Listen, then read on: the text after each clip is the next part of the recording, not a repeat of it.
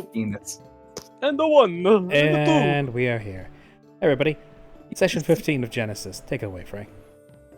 16, right? No, yes. Yes, 16. Technically 17 because of session 0. But we don't count nobody that. counts session 0. Nobody counts session 0. Anyways, yeah. Listen, if we're counting this fucking like numerically and session 0 is 0, then yeah, we're 16. Yeah, we are at 16. Nevertheless, good to have you all back. We will jump in quick because I know we've had a little bit later of a start time, which frankly, that's kind of okay. Anybody remember what happened last session and what the plan was? Who wants to fill it in? A hefty amount of drama, but also, what was it? We delved into the Greiger Hospital, into the guts of it, after sneaking in. Used the heart of an elemental being, apparently, to power an elevator, which then turned on the entire hospital. Got down to the basement, had a look at the crystal. Turns out it's possessed by Alsar's daughter, who was kind of fed up with being stuck in a box. So she broke that box and then began to haunt us. Cabal and Doku went up the elevator shaft to have a look around and see what the guard presence was like since the entire hospital had been flipped on. Cover was blown due to the ghost haunting because it created an anti-magic bubble, which gave us an idea of why exactly her crystal was able to suppress communications and surveillance in the area around it. They got shot at a lot, fell down the elevator shaft, nearly died. We had to haul them through a vent. All of us escaped through a vent. The basement has now been discovered by the larger police force, which naturally means that whoever is at the top is going to know about it right about now. Thankfully, I think we managed to grab anything that was worth keeping. Anything that might have been related to the night program had either decayed away or was gone. I would have liked to be able to search for any records, but beggars can't be choosers. We managed to get out all right, get back to the van, pick ourselves up, lick our wounds a little bit, and have a little bit of a heartfelt role-play moment as we drove down the street, and that's where the session ended. As we are now on our way to get a new box for Rhea's crystal, and to consult a magical expert about potentially getting it to work the way we want. Meanwhile, Caladan has ventured off in search of somebody who could help mend a broken spirit.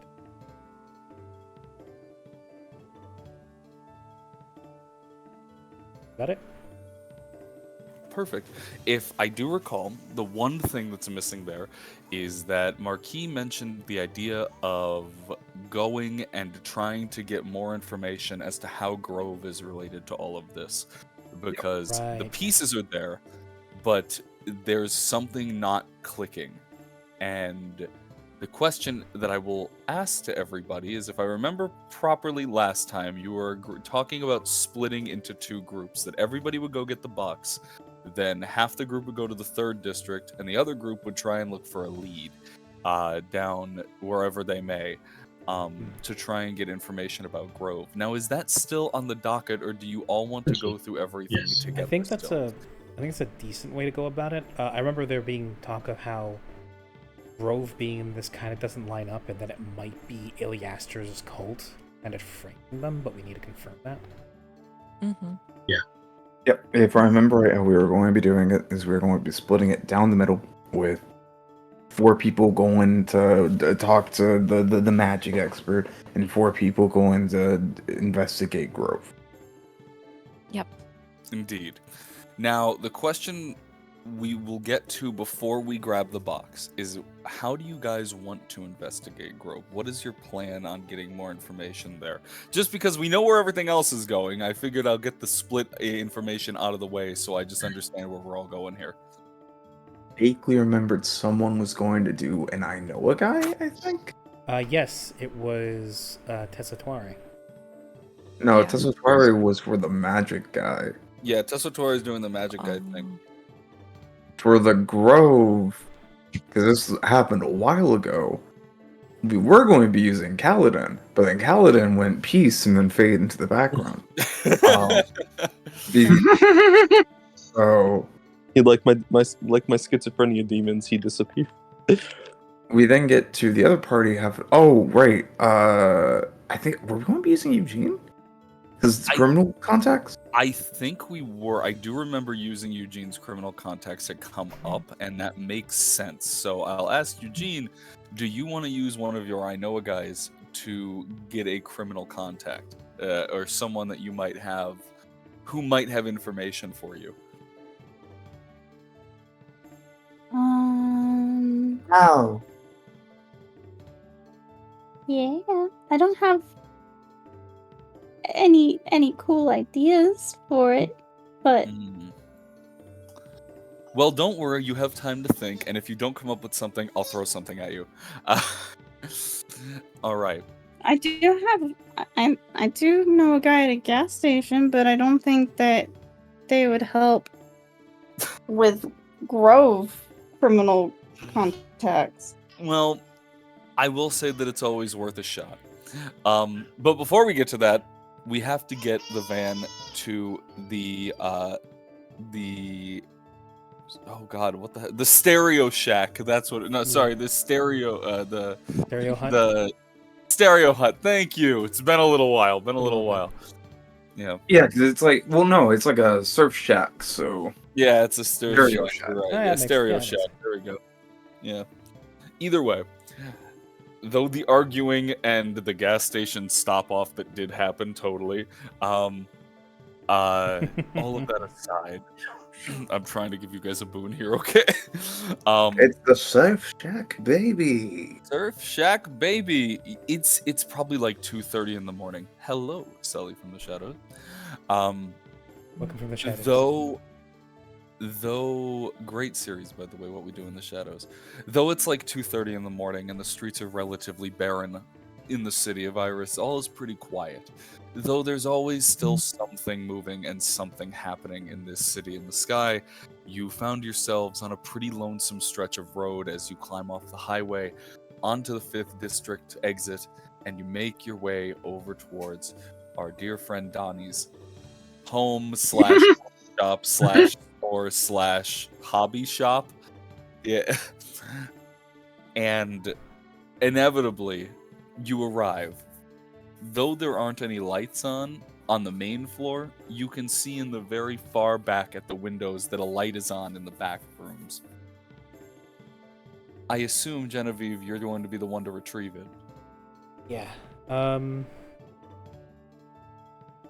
going to, wrapped up in my glove as it was before, leave the crystal here with the group. I'm still standing by my stance that I'm not going to put that near him, and we don't need to for the sake of, the box. He knows the dimensions of it. I trust him to have measured it properly. I'm going to leave the van as I keep the engine idling, but step out and say, first, if there's anything happens, first sign of trouble. Marquis, I I trust will you to take over. slide into the driver's seat. Marquis, I trust you to take over the wheel. He's just already in the driver's seat. Don't die. Already moving the seats. Just didn't even, not even flinching at that. I'll be back We in do a stand minute. the mystery. I'm gonna, I'll be right back. I'm one of the few people in the party that's proficient in land vehicles. Yeah. If we don't want to get another box for that crystal, it would make a pretty interesting kyber crystal. Don't do that. Don't do that. Let me just open up like a compartment in your arm and just shove it in and see what effect it has. See if God. one of your Difficult blade. one of your arm plasma blades morphs into the shape of a young girl. Start beating Yeah. people with it. That could work. Anyways, climbing out of the mystery machine, Genevieve, you stride your way up to the glass door, and I assume you give it a knock or two. Mhm. And eventually, though you hear some distant cluttering and stumbling, you inevitably start to see a relatively familiar silhouette of a man stepping from the back, and eventually poking his head forward and unlocking the door, kind of gesturing you inside. At this point, you see that Donnie is dressed almost ridiculously in a giant cozy onesie. It's getting cold, out here, and you can even tell that as you can kind of start to see your breath, uh, that winter is approaching very soon, and Donnie is clearly preparing. But he kind of goes, "Ah, there you are, Jenny. Come on in. I'm just about done here." The inside is lit by candles and roses. There's rose petals everywhere. It So, smells me nice. giving you a spark's gonna take a bit. We got some time. You got We people got some waiting in the time. rain. Lord have mercy. Lord have mercy. Lords have mercy. Anyways, Jenny, come on in. Jenny will nod and step past the threshold and slide the door shut behind her. Well, and he'll kind of turn and rub the just kind of rub the base of his neck as he starts kind of almost cat-like stepping through the piles of garbage, not knocking anything over. As he starts slowly unbuttoning his shirt, revealing a hairy chest and gold chain. Please. Oh no, I was going to say like a suit underneath. Like, come on, Genevieve's a classy girl. You gotta want That's to true. That's true. Remember the whole fight that almost happened because that the messiah of the trailer park called her a hoochie mama? Well, she is. No. Yeah, she can't just come up, be like, give me the cube and some love. It's gotta be, give me the cube, maybe talk over a nice meal, take me upstairs, then ramp me. Nobody, Like, there's nobody steps gets here. to mess around with my box without buying me dinner first. Oh no. Anyways, he'll almost cat-like maneuvering his way through the dark room, managing to not knock over a single thing. He goes, "Well, I've been at it for about an hour now, but it's just about done." How'd y'all manage to break that thing anyways? That thing was locked up pretty damn tight. We didn't. We dropped it. The tenant inside decided she wanted out. Turns out somebody was inside it. That night crystal, you were right. It had a conscience inside of it. Wasn't exactly who we were expecting, though. What in the hell did you get yourself into, Jenny? I ask myself that every single fucking day, Donnie. It's half the well. reason I almost didn't even want to call you, because I don't know what I'm getting myself into. I can't. Half the time, I can't in good conscience bring other people into it. Well, I'm already in it. Come on. And he'll kind of yank. I hear Sorry, baby. the baby is. I- Yes, the baby is. afraid. The Fraybe, while not upset, is just shouting. I'm sorry, regardless- Genevieve, He just things likes to have shout. changed since you've been gone. Yeah, things have changed since you've been gone. It's been 15 years. Nah, I'm kidding. Climbing He's out. got a baby.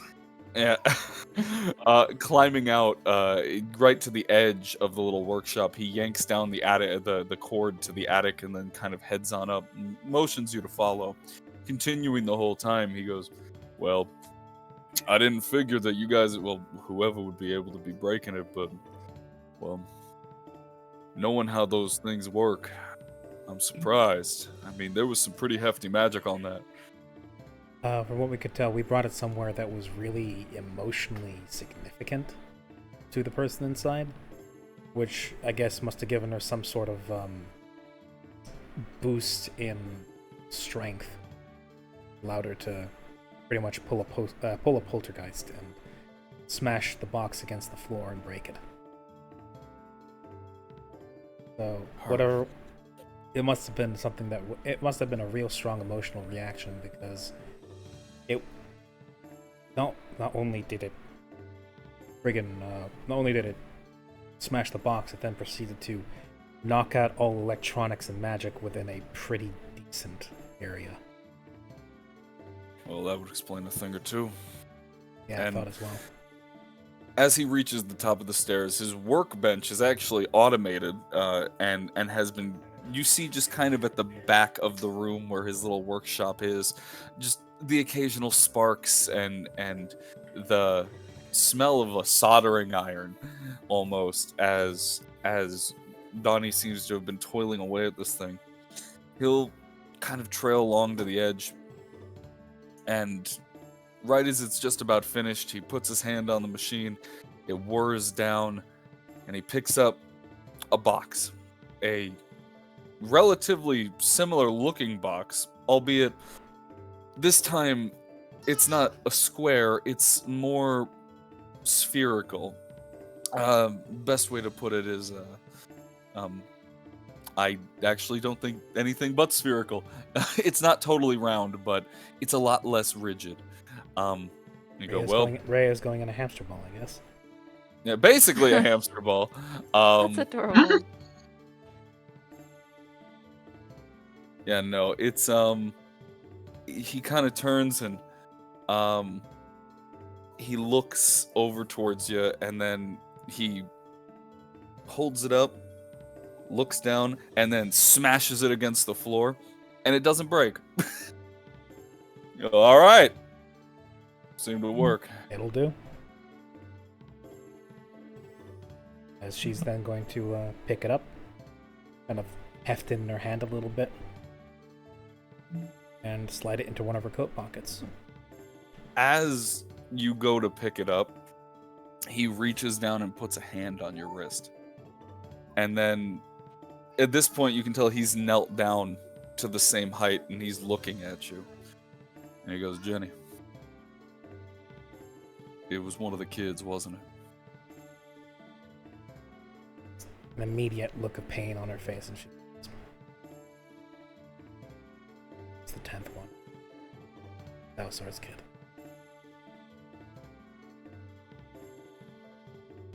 You know, there's a lot of mistakes we've made, Jenny. And the more I look back at that lab, and the more that I think about where I was just 10 years ago, I don't think it's ever going to get any easier, but if there's a way that you can put this little girl's soul to rest, I'm going to need you to promise me that you're going to do it. We're working on it. We're, the broad hat wearing, and that was before Caladan. He thinks he knows a couple people who might be able to help. Hope he does, but according to him, nobody, either here in Iris or in the area around it, has what it takes to help her. Lords know I don't know how to mend a broken spirit. I'm all meat and gristle. Yeah. But hopefully, see him again. Come back with good news, or maybe even help. Worst case scenario, we go out there and we have to meet him halfway. Well, keep in mind what I told you about these things. They keep a soul in. They're drifting. And the longer they drift, the worse it's got to be for them. And I don't recommend this, but you could always find a host. I'll leave that to you, Jenny. Just be careful. I'd hate to do that to the kid. If that takes... Worst case, that's our last resort. Thanks for your help, Donnie. And she then, bringing the tone of her voice up a little bit, giving him a very meaningful point as she begins to make her way towards the door and says, now I owe you 2 days. I'm gonna hold you to it, but for now I'm gonna hold myself to my comfy bed. Good night, Jenny. Good night, Donnie. And he'll just kind of wave you off, and even before you're down the stairs, he's rolled himself back into bed, and right as by the time you get to the door, you can hear snoring from upstairs. The man is conked. Just Maybe lock them doors and turn the lights down low. chuckles, ignoring the sudden sound of Primrose in her ear out of nowhere. Genevieve is going to chuckle a little bit, and she will gently slide the door shut behind her. We're outside. So anyways, the entire point of the song is that brown chicken, brown cow sounds like bow chicka bow wow. That's really interesting. I never thought about it like that. I feel like I should remember this, but I do not. Marky, are you poisoning their minds? I don't think I've ever even seen a cow before, or a chicken. Listen, okay, all I'm doing is I'm teaching them about the artist of Brown Chicken, Brown Cow. The wonderful country music artist, Bruce Adkins. That's... Okay, look, that's great, and I'll scoot over. I got the box.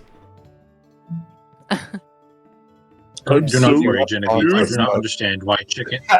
Like, as I'm scooting No, we're- over, you have the box that, he was going to give you. Marquis, we had a very touching talk just now. I'd hate to spoil our relations by giving you a black eye. I wink. I wink. Do it. Do it. Do it. Do it. Pistol whips him. Wait. Ooh, Marky's For in the love of trouble. God, please, for the love of God, please, no brain damage in this party right now. Not yet, at least. Anyway, Do not worry, Genevieve. I do Donnie- not understand why chickens and cows would be erotic to this one. I love the fact that we just got out of this place, and our new robotic friend is learning his humanity, and one of the first things he learns about is the nuances of brown chicken, brown cow. Anyway, so I have the box that Donnie was going to give me. Yes. He's now back in the house sawing logs, and we now have hopefully the methods to contain, as she then picks up the crystal again, unfolds the glove around it, and then pops open the ball to then gently insert it within and close it. Should hopefully do it. This time, it even got shockproof testing, by which I mean Donnie smashed it against the brick. Look, hopefully that helps in the future. Mm-hmm. That's good. Should help protect it. Hopefully, its structural integrity holds. I will say that without the magic bindings that are set to be placed on this sphere, the crystal still seems relatively dormant, and the spherical design of this case, it's almost reflecting the light back in on itself, and it's even hard to see where the crystal is as you place it in. It's just humming, and the sphere begins to feel almost like a faint and distant heartbeat. All right. That's the thing. But now we need to get it to a magical expert, a runologist, to hopefully get the proper enchantments placed upon it to utilize and seal it. Which, that's the next stop, or at least my next stop. Are you going to be dropping off the other group on the way? I think that would be best, yes. Yep, that was the plan. Is that we were going to drop them off, and if they ever need us, just call Mom for the pickup, and she'll come. And Mm-hmm. Mm-hmm. if I remember, the people that were Mother, dropping come. off, I am terrified. the people who were going to drop off was going to be Heckin, the robot. Yeah, no. So the I drop thought, off. I thought fucking Genevieve was coming with us to the Grove thing. Oh, I thought that Genevieve was coming to the military No, district. you got a point. I think originally I was going to go with Yeah, the Grove. Grove. Because the military district, it was going to be Cabal, Heckin, Tesso Tuareg. I don't remember which one. I think Heckin, Doku as well. I Yeah, thought we ended last and then let me actually. I thought we ended last session with Genevieve and Tuareg actually planning on going to the military district or something like that. To my memory, Genevieve was going because they wanted to have a second pair of magical eyes there, or someone magically, quote unquote, inclined. Basically, someone who's also good at Arcana.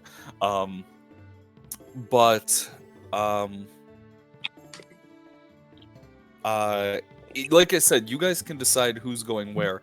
Basically, you just have to decide who's getting dropped off, and then who is staying with the van to go to the next part. Yeah, because I know for the Grove thing, it was going to be me, Eugene, fucking the doctor, and the amalgamation, because we weren't going to be saying the amalgamation into the magically fueled area. And so Yeah. the military is going to be Cabal, Heckin, Okay. Primrose, Doku, and Tesso Tuareg. I believe is what the split was going to be. Yeah, I think so. So Okay. If anyone has like any issues with that and they want to try trading places with someone else, now's the time to speak up or forever hold your peace. Oh, sounds good to me. Amen. Okay, I'm gonna open up a bag of meat chips. Chips. Oh, good.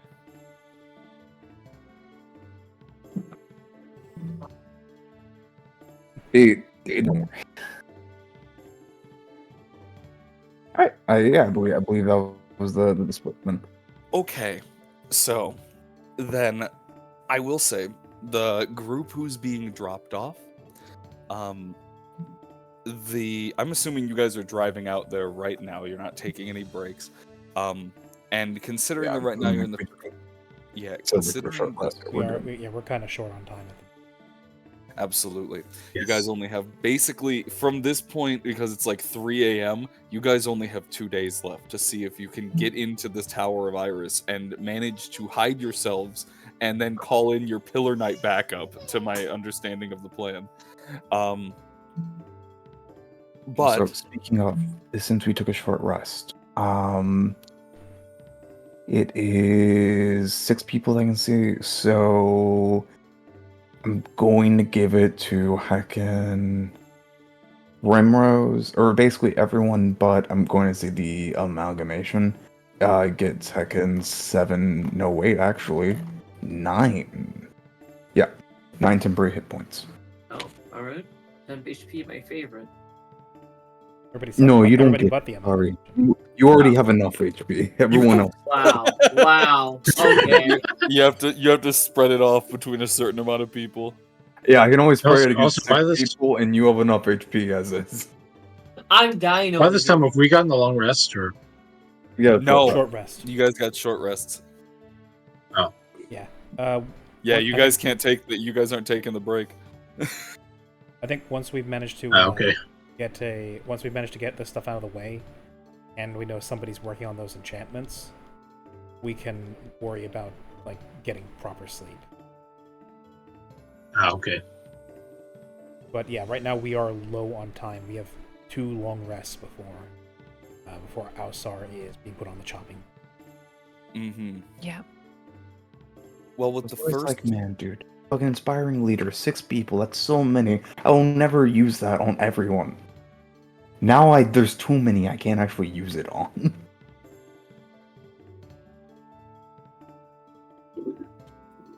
Hey, sorry, that's right. Where's my temp HP? where's my temp HP? You make it for yourself. You make it yourself. I'm fragile. I'm weak. I have low HP. That's the man with the D12 hit die. Don't worry D12 about it. hit die and the natural regeneration. And the natural temp HP regeneration. I don't have temp HP regeneration. Why you generate temp HP? Whatever the case, No, you still regenerate. That You was fucking crybaby. that was one of the ideas. That was Right, one yeah. of the ideas that we didn't go with. Anyways, You still regenerate. Either way, No you why still not? regenerate. Yeah, we could shotgun blast the amalgamation's arm off, and it would eventually grow back. Let's not shoot Val. Sweet little Val and cleaning the couch. Anyways, the drive over to the 3rd district is one that I would say brings an air of tension. The 3rd district is the military district. It's not the night district. That's the district over. This is more barracks, bars for the guards. It's much more. It's much less of a military base, more of almost like a military village. And as you pull in, there's no guards, at least immediately available. They're not checking you out. They're making sure that you guys aren't moving. There's no one really even making sure that you guys aren't moving strange. But there's that air that you are entering towards the belly of the beast. And while this area, as you drive through barracks and shady little, like, the equivalent of basically what a VA hall area, you would you would eventually find, as I'm assuming Tuare would be guiding you, you'd turn down a relatively ruined area. Not necessarily destroyed, more so it's just a little bit more run down. This area was clearly not being utilized as commonly by the guardsmen and the soldiers of Iris as it had been. And overall, it just looks really shady.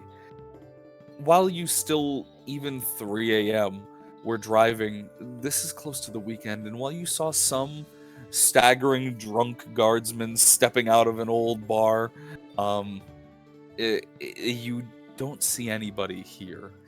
It's almost as if this place has been completely abandoned. And you start to realize that this was once a proper village, a proper living district, as these are the only houses that remain on this block, the rest taken up by the military-industrial complex. And at the very far end of the street, as Tuare guides you through, you find yourself at the end of a cul-de-sac. Ruined houses, just kind of left to decay over the last few years. And pulling into the driveway of one of these houses, this pretty derelict building, this is the place. Tuare, I'm gonna let you describe the rest of this as it's your area. Well, it's rather simple. It is just a rather derelict-looking house, like on the outside. Like it just looks like. I just taking you guys. It's just some ruined part of this district. Like nothing of importance looks here. It looks burnt, probably just crumbled, everything of the sorts. Just completely derelict.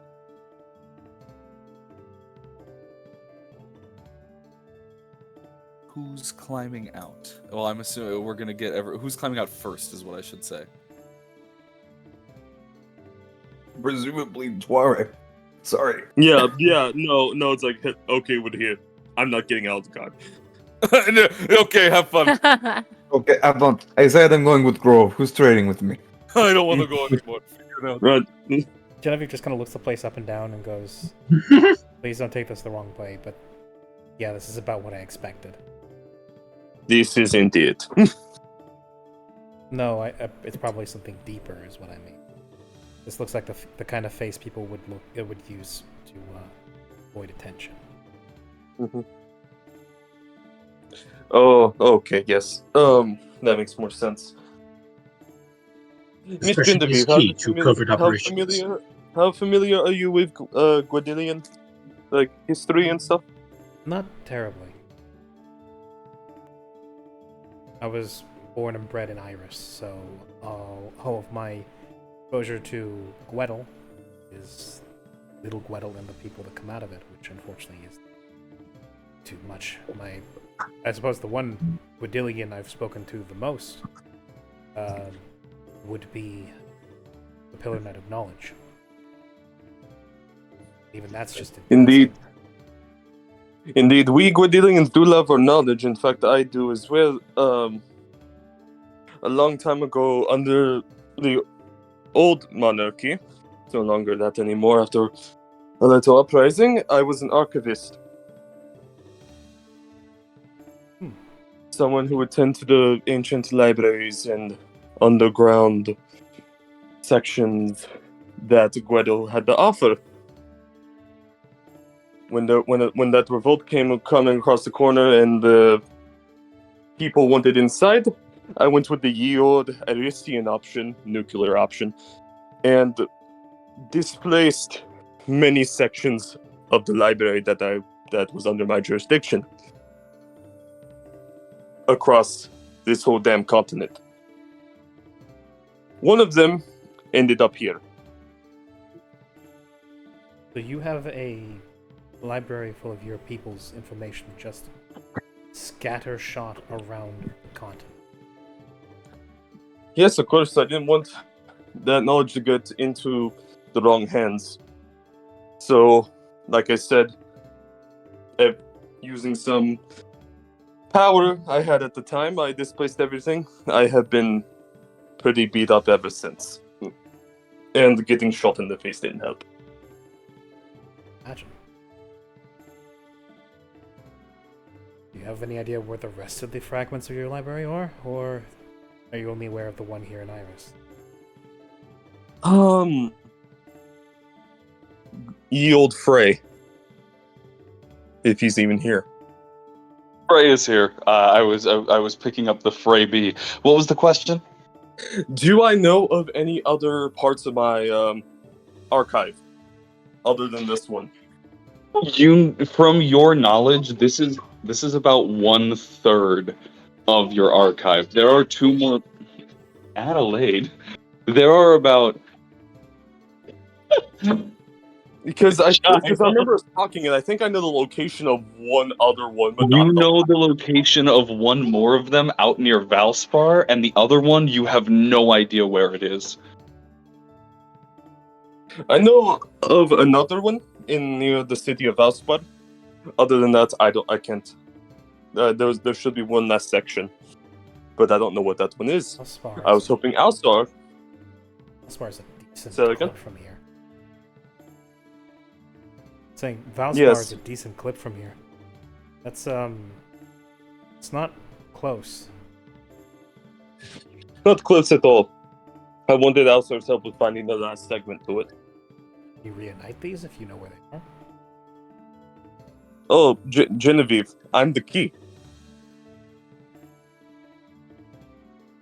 So, theoretically, yes. But that require a lot of magical energy. You're more than just a Quadillion. When you become an archivist, your body becomes the key to your archive. So yes, I am Sparasan, but I'm also literally a key. So that means, lucky for us, unless someone has some bullshit I don't know of, I should be the only one being able to get inside of these. Reassuring. And you think there's some knowledge that could help you enchant the box to work toward. Works for me. Yes. Well then, alright kids, file on out. Got a date with, what were we doing again? They're there to investigate the magic about the crystal. Yes. They're gonna... Yeah. There's probably some bygone primordial Mom, tomes give me and some spending change in a lunchbox, and don't get in any trouble. And if you do, don't call the peacekeepers. You'll get arrested. If they arrest you, ask... Or, sorry, if any peacekeepers approach you, ask if you're being detained. If we get into danger, I will say that I am the danger. No, don't say that. You'll be Don't- even more dangerous. All right, everyone, keep an eye on Kaladin. Not Kaladin, Cabal. Cabal. Sorry. Keep Just- an eye on Cabby. He's still violent. Yes. Everyone, keep an eye on Cabal. He doesn't really know what's going on. All right. Anyways, ta-ta. Ta-ta. The boy's a little bit confused, but he's got the spirit. Anyway. I am not confused. Alright, so, you guys, we'll be back as soon as, we'll let you know when we're done with our business. If anything comes up, call me. Yes. All right. I just realized this. Cabal doesn't have a phone, does he? Doesn't. I don't think I do, no. We need to get him a phone at some point. Or you can use Maybe one of Cabal Eugene's just has phones. like an antenna. You're in charge when we're gone. I am the phone. I am. Just bring him to Donnie and go, hey, can you put a phone in this? Sure! The real question is whether or not that phone's actually able to connect to modern cell towers. Yeah, That is true. he's a Nokia. Oh no. He's an old Nokia brick. That's why he was so resilient. I mean, it did fall down an elevator shaft and live. Yeah, no, you are a Nokia. There we go. The what do you call it? What are they called again? Well, you got to pick up of robots. Anyway. Oh God. Anyway, so yeah, give me a call. At some point, we're gonna have to sort out a phone for Cabal. They can keep in contact with us. That said, And in the meantime, honestly, Primrose, you're in charge. you're on supervisor. Understood. It could be possible to install it into my mainframe, if at all. We'll figure that out later. I am simply suggesting. Yes. So now, because I've been told that Tuare is having some technical issues, we will have that side of the group climb out of the car, and I will now pick up with the group that is going to get some information. And at least until Tuare is back, because I can bounce back and forth pretty solid here. Leaving the group in the 3rd district, you guys pull out of the old derelict driveway and you make your way back through the 3rd district and out the 3rd district. Eugene has, albeit with a bit of pushing, I would say, admitted that they might know someone who could get you in contact with Grove. But it's a long shot. Alright, I'm back. Okay, perfect. You guys are in the your group is outside the house right now as I've jumped back into the van people to get their Grove mission started. Then I'll bounce back and forth. Okay.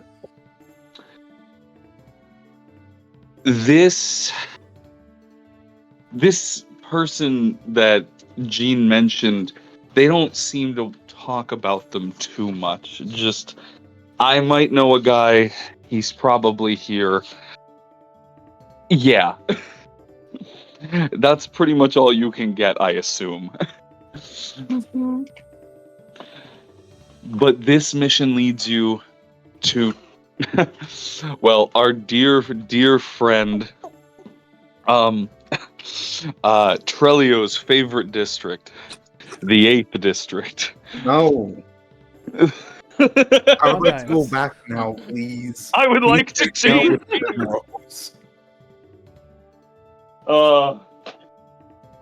Regardless, Abandoned ship. though you feel the dread entering the 8th district, Oh. no, I'm bailing from the car. One thing that you would know, Marquis, and this is something that you actually plan particularly well about this, is the clock has just struck 3:02. Every hour, on the hour, Dahlia, your sister, does a scan of the district, making sure that there's nothing going on. That scan takes about 5 minutes. You arriving at 3:02 means that you guys have 58 minutes to find the person you're looking for, get your information, and go. If the scan takes 5 minutes to do and it just struck 3:02, then technically the scan is still going on right now. Look away, I meant 3:07. 3:07. I can't do math. Oh, look at that. The clock on the van changed. 3:07. It like glitches a little bit. Yeah. Don't worry about it. Now you only have... You're trying to kill me. No. Yeah. No. Pushes You aside have- the folder marked "How do I kill Marquis?" Damn it, I gotta scratch something off real quick. You now have 53 minutes until the next scan. This woman doesn't sleep. She's manic. Oh, she's my sister. I know. Yeah, exactly. But of course, our dear Eugene has pulled you into the belly of the beast. Mm-hmm. Driving through the streets, this is one of the nicer districts. It's very well maintained. Maybe it's because that even littering might get you burned. It's It's hard to tell. But what isn't hard to tell is the familiar smell of Irisian gasoline. Well, not really gasoline, because it's magical batteries, but regardless, liquid magic. As Jean has you all pull into a relatively nice-looking gas station. Not as seedy as you would expect for something that Eugene would have pointed you towards, but this is the place. Mm-hmm. Eugene, I'm going to let you take the scene over here a little bit, and I'm going to let you describe how you're going to go inside, right?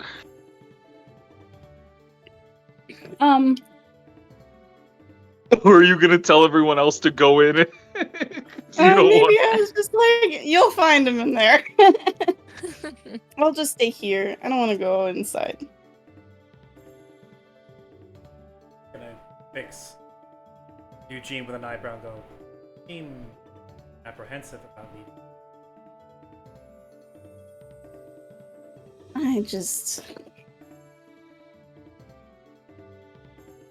I don't know, it's been a while.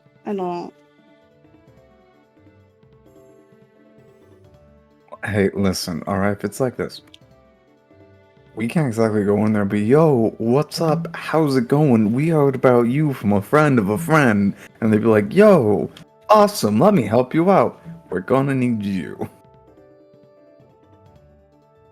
Yeah. So you want to take a moment, take a breath, work it out, tell us all about it, and then let's get in there and get the fuck out before we all burn to death. I agree. Yes. No pressure or anything.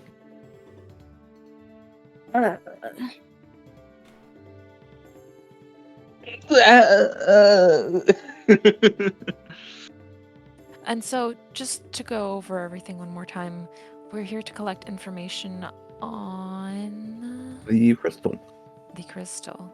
Yes, Yeah, you I guys believe are looking. you guys are holding.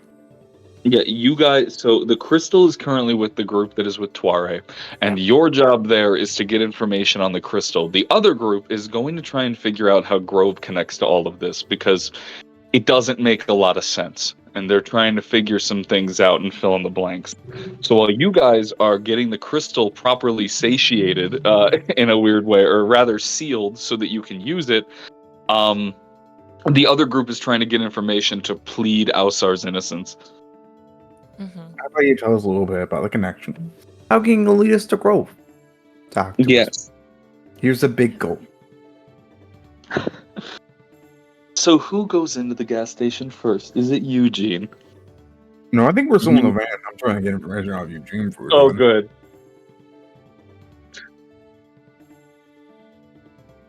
Tell us about what's going on. Who is this? Is it safe to go in there? We're gonna be great with a shotgun. Here's a big goal. Drink your worries away. Is it an old partner? Is it a baby mama? Why exactly do we have to? Why exactly are you so apprehensive about meeting what I can only assume is a gas station attendant? What's going on here? I don't know, we have a little bit of a history. They've got a lot of friends in a lot of places, and I don't know why the fuck they decided to settle over here, but whatever. They sound like a It's chaotic individual. it's probably just a lot safer up here. Let's be real. I just realized I absent-mindedly ate one of the meat chips. Continue. It's safer. Please go on. Fuck. Yeah, honestly, What if it's a meat criminal, I would chips? imagine it's not that safe to be here. Well, I guess if you've got a lot of enemies who are criminals, then maybe. Anyways, I'm gonna. Anyone have like a hoodie or something? I'm gonna put on a hoodie and just like pull it up. Eugene dropping Oh. his fashion sense. No fashion I mean, we sense. do have our fake IDs. We could just go in disguise, of course. I mean, I know I have to either way. Primrose, aren't you with the magic research group? I thought I was going with the military district. Yeah, That's the magic research group. That's the magic research group. Oh, I'm like, okay, sorry. I got It's confused. okay. I also got confused. I was like, wait, did I forget something? That's why I kept being like, go back to the magic research group. You see. she I left didn't- a I didn't she understand left a 'cause I bug was in the like- car, and she's just listening and responding like out Yeah. loud wherever she is, even though we can't hear. I even made a line of like, Primrose, you're in charge while we're going, Yeah, Well, Primrose. to be honest, I didn't hear you say that, and also I got confused because one group is going, so then the military group is going to get information on Grove. I just didn't understand why No. that So the information would military- be. Yeah, the military group is going for the magic. Brewing up the box. Yeah, to So learn with the about crystal. Yes. Yeah. Yeah, you guys Okay, are in that's the what I military. thought. Okay. Yeah, And you this guys are in scene the is with military. Okay. Yeah, this current scene, because we've split to two different groups, this scene is trying to find a Grove contact to see what the hell's going on. Okay, my bad. No, you're okay. Yeah, it's all good. But Ghost Primrose does have a point. You do have magical fake ID. No, Primrose did not speak during that entire time. Yeah, I know. Ignore that. Okay, so I'm kind of confused. Who's with Tuare then? So the people with let's go over the groups again, everybody. Primrose, Let's make it. Tuare, Okay. Goku. One more time. One Let's more write it time. down. The magic research group is Tuare, Cabal, a dog barking in the background, Primrose, and Goku. Heckin a Doku, who is not here. They are doing something. Heckin the other group is Amalgamation, Marquis, Genevieve, and Eugene. There you go. Okay. Okay. And Marquise. I'm gonna put up the hoodie around my head. I'm gonna mark that and put. Genevieve, for her part, is also going to use her false ID. Because she is on fucking database. There are cameras all over the place. Here's the thing, I'm not, because magic fucking disguises don't mean jack and diddly. You're talking about tell me- fucking knights. So, and Frey, please tell me Yes. that like as I'm approaching the gas station, the I can like cameras. I can see them at the like I don't know, the counter, and they're not paying attention. Please tell me they're not paying attention. Yeah, The worst thing if they just were watching me walk up. I was like, No, yeah, they're actually turned away from the counter. This place, it's not like your 10th district gas stations that have bulletproof glass. It's a very nice upscale gas station. It looks like you could eat off of this floor. But the guy behind the counter is actually not looking at you. In fact, they're actually looking at the swishers and the rolling papers, and reorganizing them from what it seems like. So he's not really even paying attention as you open the door, I assume. oh, thank God. Are you entering? Yeah. Yeah, as you open and the ding rings out, you hear from behind the counter, "Hey, night shift, late, cool. Don't rob me, please. But yeah, I'll be with you when you need me." I think for a place that looks this nice, you wouldn't be getting robbed that often. Yeah, but people are stupid. Don't be stupid. Don't be stupid. I agree. Don't be stupid. And as he says that, he kind of like brings a finger up by the side of his head and just kind of whittles with his words. Just don't be stupid.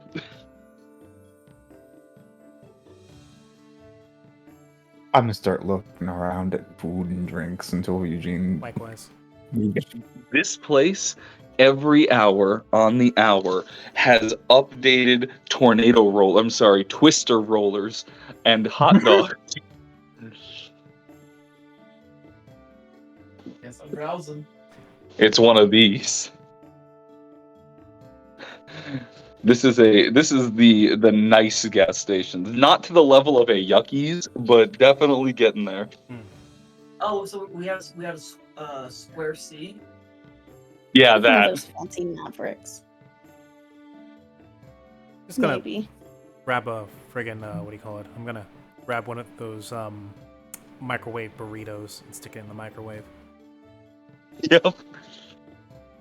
Oh, And of Bag course, of meat. just start bagging like chips, fruit, a few big bottles of drink, and start piling those together and getting those. So we have the van stocked up. yeah. While you're grabbing all of this, the dude just kind of turns around and kind of getting a look. Oh, am I muted? No. Oh no, I'm not. Very good.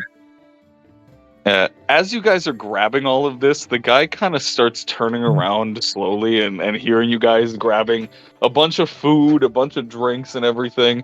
He kind of looks to the clock and you kind of realize that in a weird way, this guy almost reminds you of Eugene. Just kind of he's definitely a humanoid, but he's not human. He's shaggy. He's kind of on the shorter end of things. He's got half his head. He's got a bit of an undercut going, and he's a little bit tan, but he's got pretty sharp teeth, and he's got scales kind of running on him a little bit. Mainly, his hands and feet are more claw-like. And one thing to make note of is now, as he's turning around, he's got a pretty big tail. And it's all held together by his very nice, prim and proper gas station uniform, pressed neatly with a name tag, and what appears to be almost like tropical swim trunks under that. Serious up top, not anywhere else. Business/casual. Yeah, business/casual. I'll as I'm going through perusing, I'll walk up to Eugene sort of whisper, so like is like your brother, a relative, same or just like same race, and I'm just really racist right now. I'm just being really racist. Do I look like a lizard? Well, A little bit. do you want the truthful answer to that, or You have a forked tongue. Yeah. Like, well, I guess it's a snake. It's snakes. Reptilian. Lizards, they're two different things, man. Reptilian. listen? Okay, I was just asking. Listen. You have like a weird connection with him, and like I We've left us with a lot of guesswork. yeah. And the best I can do right now is brother, cousin, uncle, No, please. No, please. ex-boyfriend. Oh god, it's not contagious. Is I'm it? gonna. Go. It is contagious, actually. Ah. I'm gonna.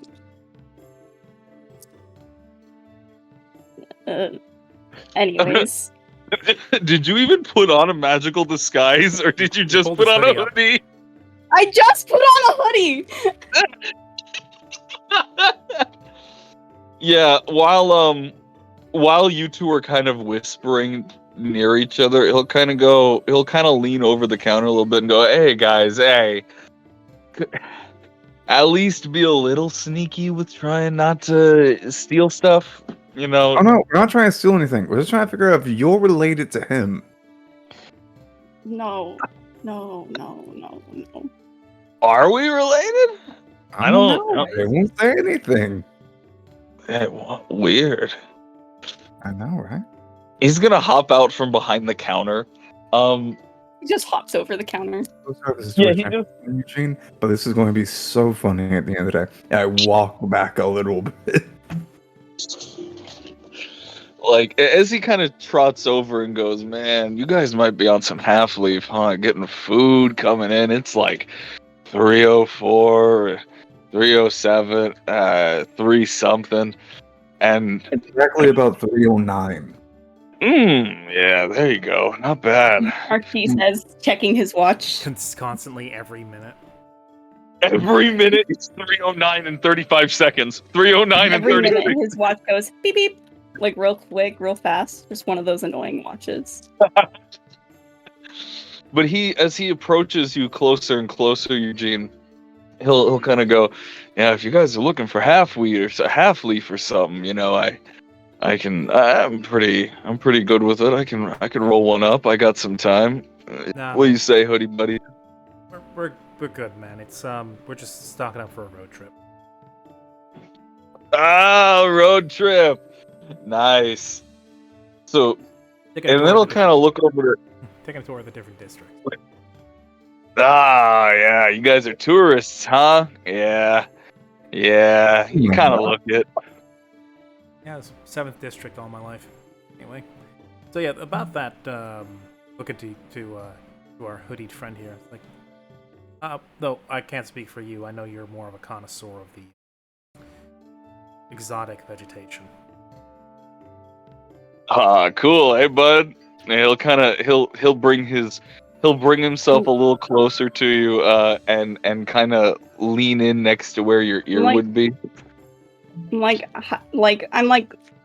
hiding my face with the hoodie and like looking away and just face red, and I'm like, no. He's gonna get real close and kind of like lean towards your ear and put a hand up, kind of like blocking his mouth and go, "What about you, bud? You wanna? I mean, if you partake, I got some time. It's pretty empty." Oh shit. Mm-mm. Oh, my vices. Okay.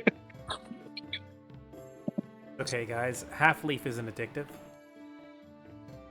Half leaf isn't addictive. That's true. I can quit whenever I want to. At Eugene. Yeah, I can't. Shut up. Ooh. So, you good, bud? He'll kind of like give you a little nudge. You're not tripping out on me, are you? I'm sorry. Who are you talking to? No, Eugene. Oh, Who is Eugene, currently okay. I was about friend to here. hiding. a friend who's just got some social anxiety.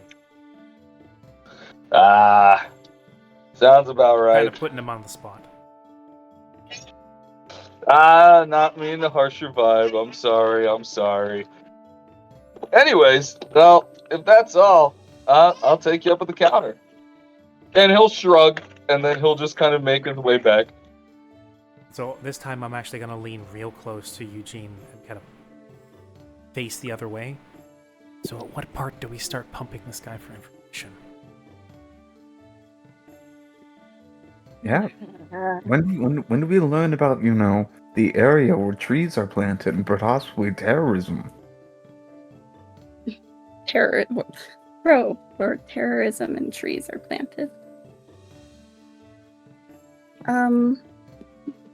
Like, if you want, I will. Like, This whole time my tongue's been like flickering anxiously, and I'm gonna like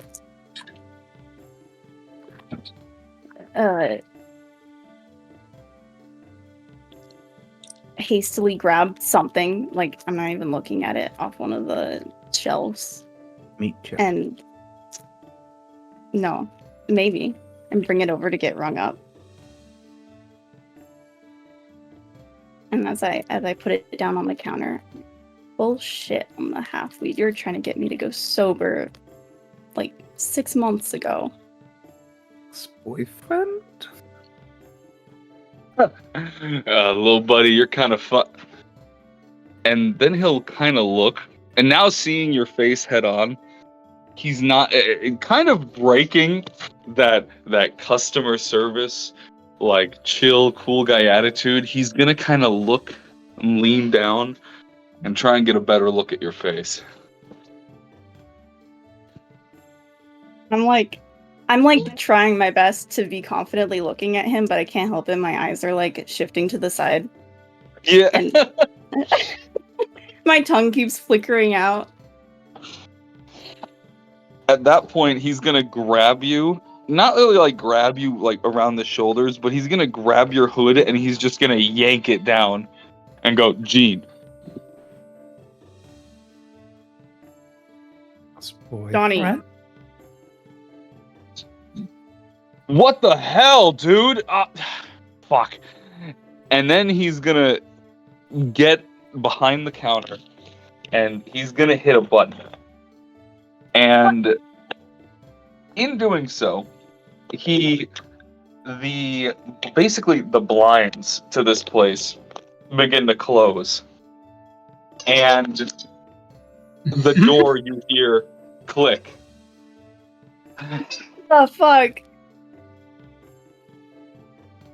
John, what the fuck? No, not what the fuck. What?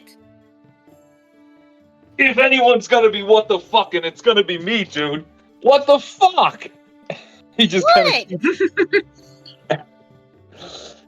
He's gonna kind of hop over the counter again, and like grab you by the top of your hair, and like not hard, but like he's like turning your head around and inspecting you. And then Oh my god! Once he's confirmed that you are indeed Eugene Flowers, he's gonna let go, look at you, and go, "What the fuck? What the fuck? Wait, You were supposed to be fucking dead, dude!" And he's just gonna kind of shove you a little bit. Did you try to kill me, dude? What? What do you mean? I didn't know where the hell you were! You dropped off the face of the earth for months! And then your van burned down! Yeah, some psycho blew it up. I don't know. It's unrelated. Kind of. That is related. Is it related or is it not related? Bro, I'm too fucked up for this right now. I don't know. Are you hot? Yes!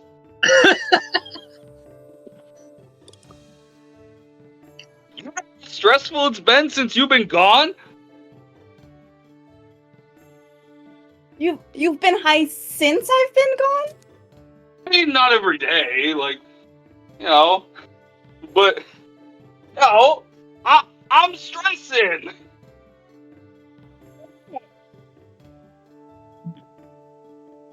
You got this cushy job in this nice cushy district and life's going good for you. What's stressing you out? You dick. Sounds to me like his friend was dead and that weighed heavy on his mind. Sipping from an icy.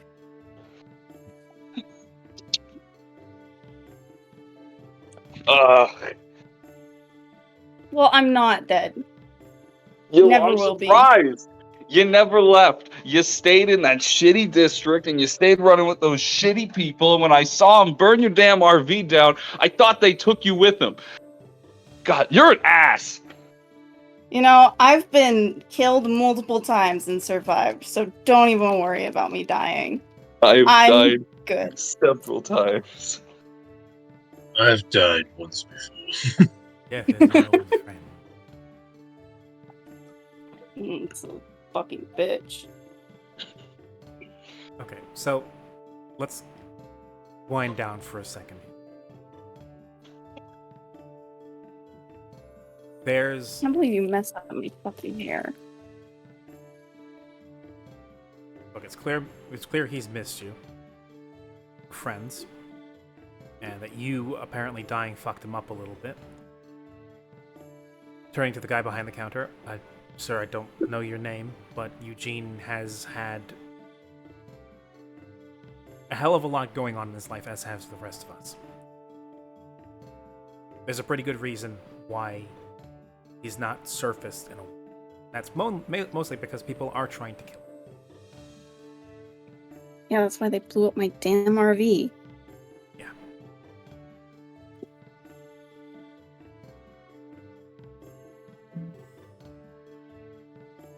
I had a pet fish in there, and now it's probably dead.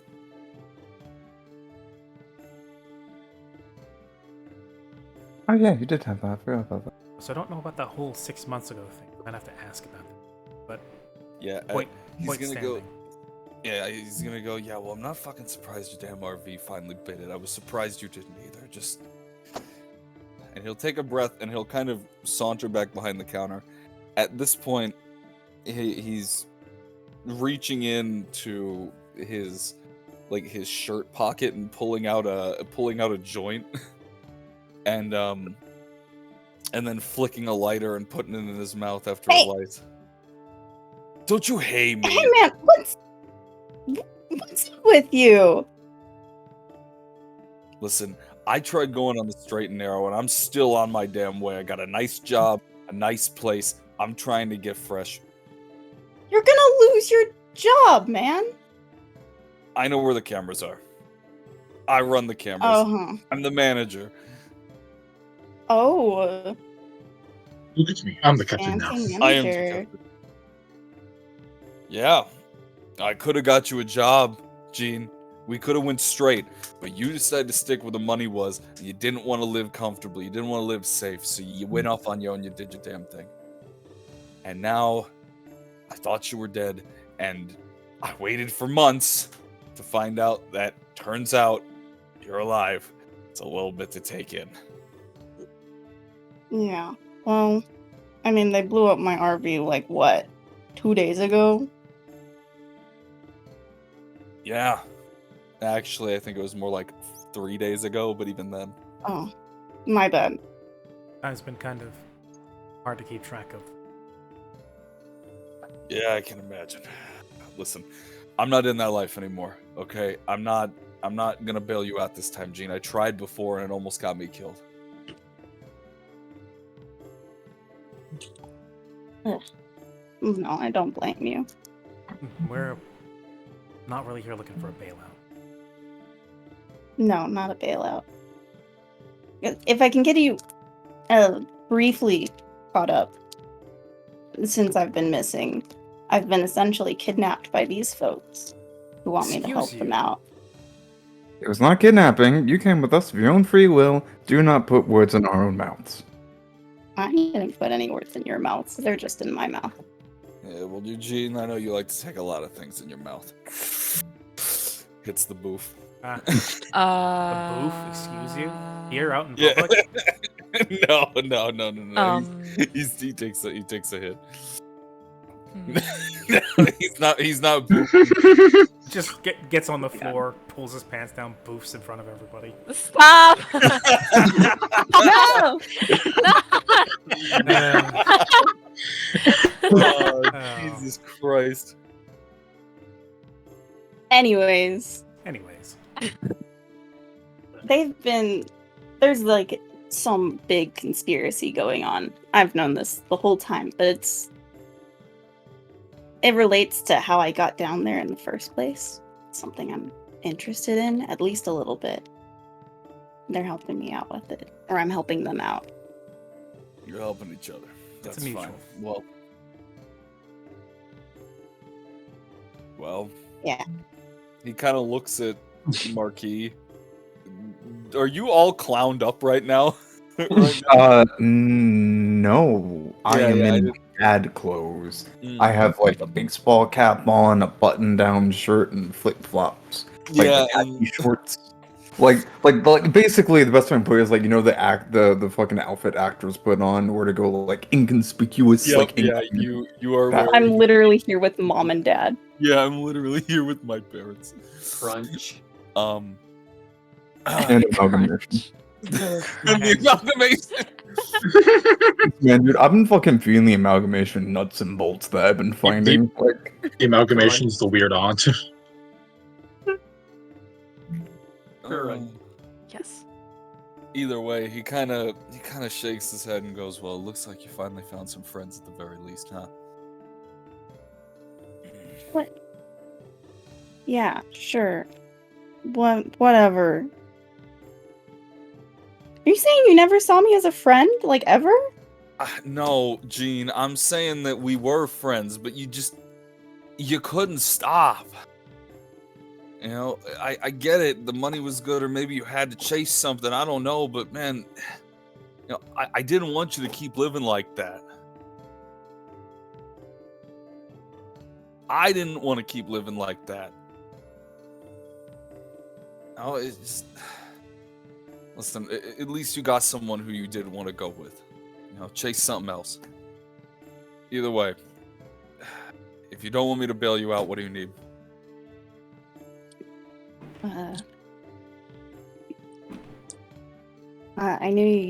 I know you knew a lot of people down there.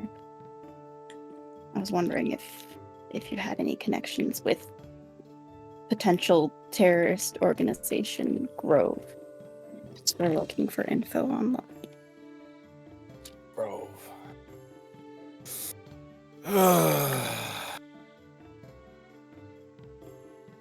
You know how hot that kind of information is right now? With all the attacks that have been going on, what the fuck are you getting into, Gene? Well, I've survived all those attacks so far. And it's kind of fishy. I don't know. Yeah. Listen, I don't know if you're trying to get in with these guys. I don't want to know. Okay? But they don't really take kindly to the stuff you do. You know, they're a little something. Just don't get yourselves wrapped up in them.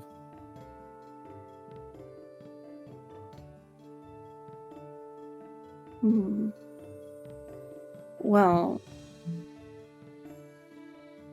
I mean, we have to. We don't. It's not... We're not interested in getting in with much as we are interested in learning whether. Getting information about it.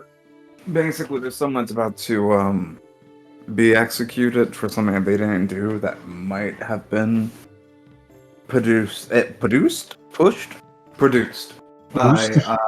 Grove. Produced? We're trying to find out whether or I not really don't think it is Grove. We're trying to find out whether or not Grove is in on all the attacks that have been happening recently. I think they're being set up. But We're we trying to won't find- know until we, you know.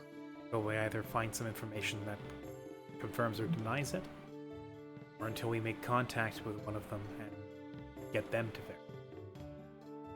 The attacks. You know, like, Holy shit. Gene. And he's gonna kind of lean forward. Are you fucking working with Ausar? That dude is all over the fucking news. It's been non-stop. Yeah, I know. Yes. Ow! What the fuck? You know what? Okay. He's He's trained gonna- or something. I don't know. Your safety. Yeah, you know what? You got a good point there, Dad. I appreciate that. You know what? I knew a guy. Okay, I don't know if he's with them anymore, but I know someone, but he ain't here. And well, if you're gonna find him anywhere, he's gonna be in the 10th district. I can point you to him. Yeah. And he's a bit shady. I'm not gonna lie. He's got a good kid though. you're not talking He's, about Vancouver, are you? Yeah, that's the guy. God damn it! Just Genevieve just fucking kicks the fucking Just wall. kicks one of the shelves over. Not, Hey! Chips not fell all over the ground. not gonna kick them over, but Genevieve just like fucking kicks Oh, the okay. wall. It's like I didn't want to fucking deal with that guy again. Well, hey, listen, on the bright side, he's in a district where the Pillar Knight won't just, Laser us. upon realizing on the top of the hour, which, by the way, it's like 3:15. Yeah, at this point it's actually more like 3:17. Now it's 3:24. 20. Oh my god, Time is flies. slipping. Time flies when you're getting yelled at by an old friend who just wanted the best for you, but you didn't listen. No, I'm kidding. I don't see where the joke is. This is all just truth. This is all just true. He kind of shakes his head and goes, "Listen, Benku's not a bad guy. All right. You sure about that? Well, no, Tried to but blow us up. He tried to blow us up. Or at the very least, he wouldn't have cared if we blew ourselves up. The man is far from a good man, as far as I can tell. I'm going to. he's a little jaded. He used to run with Grove, though. I know that I don't know. His son and me were pretty cool back in the day. We both went to school together. His son is a good boy. Wish he had a better role model. Yeah. Strong lad, though. Oh yeah. I don't know what his dad was feeding him, but something in those mushrooms. Doesn't matter. Either way, he's always around. If you let him know I sent you, he's probably gonna be willing to talk. But yeah, sooner the better. Just yeah, you didn't hear it from me. Actually, you did hear it from me. But if anyone else other than Benku asks, you didn't hear it from me.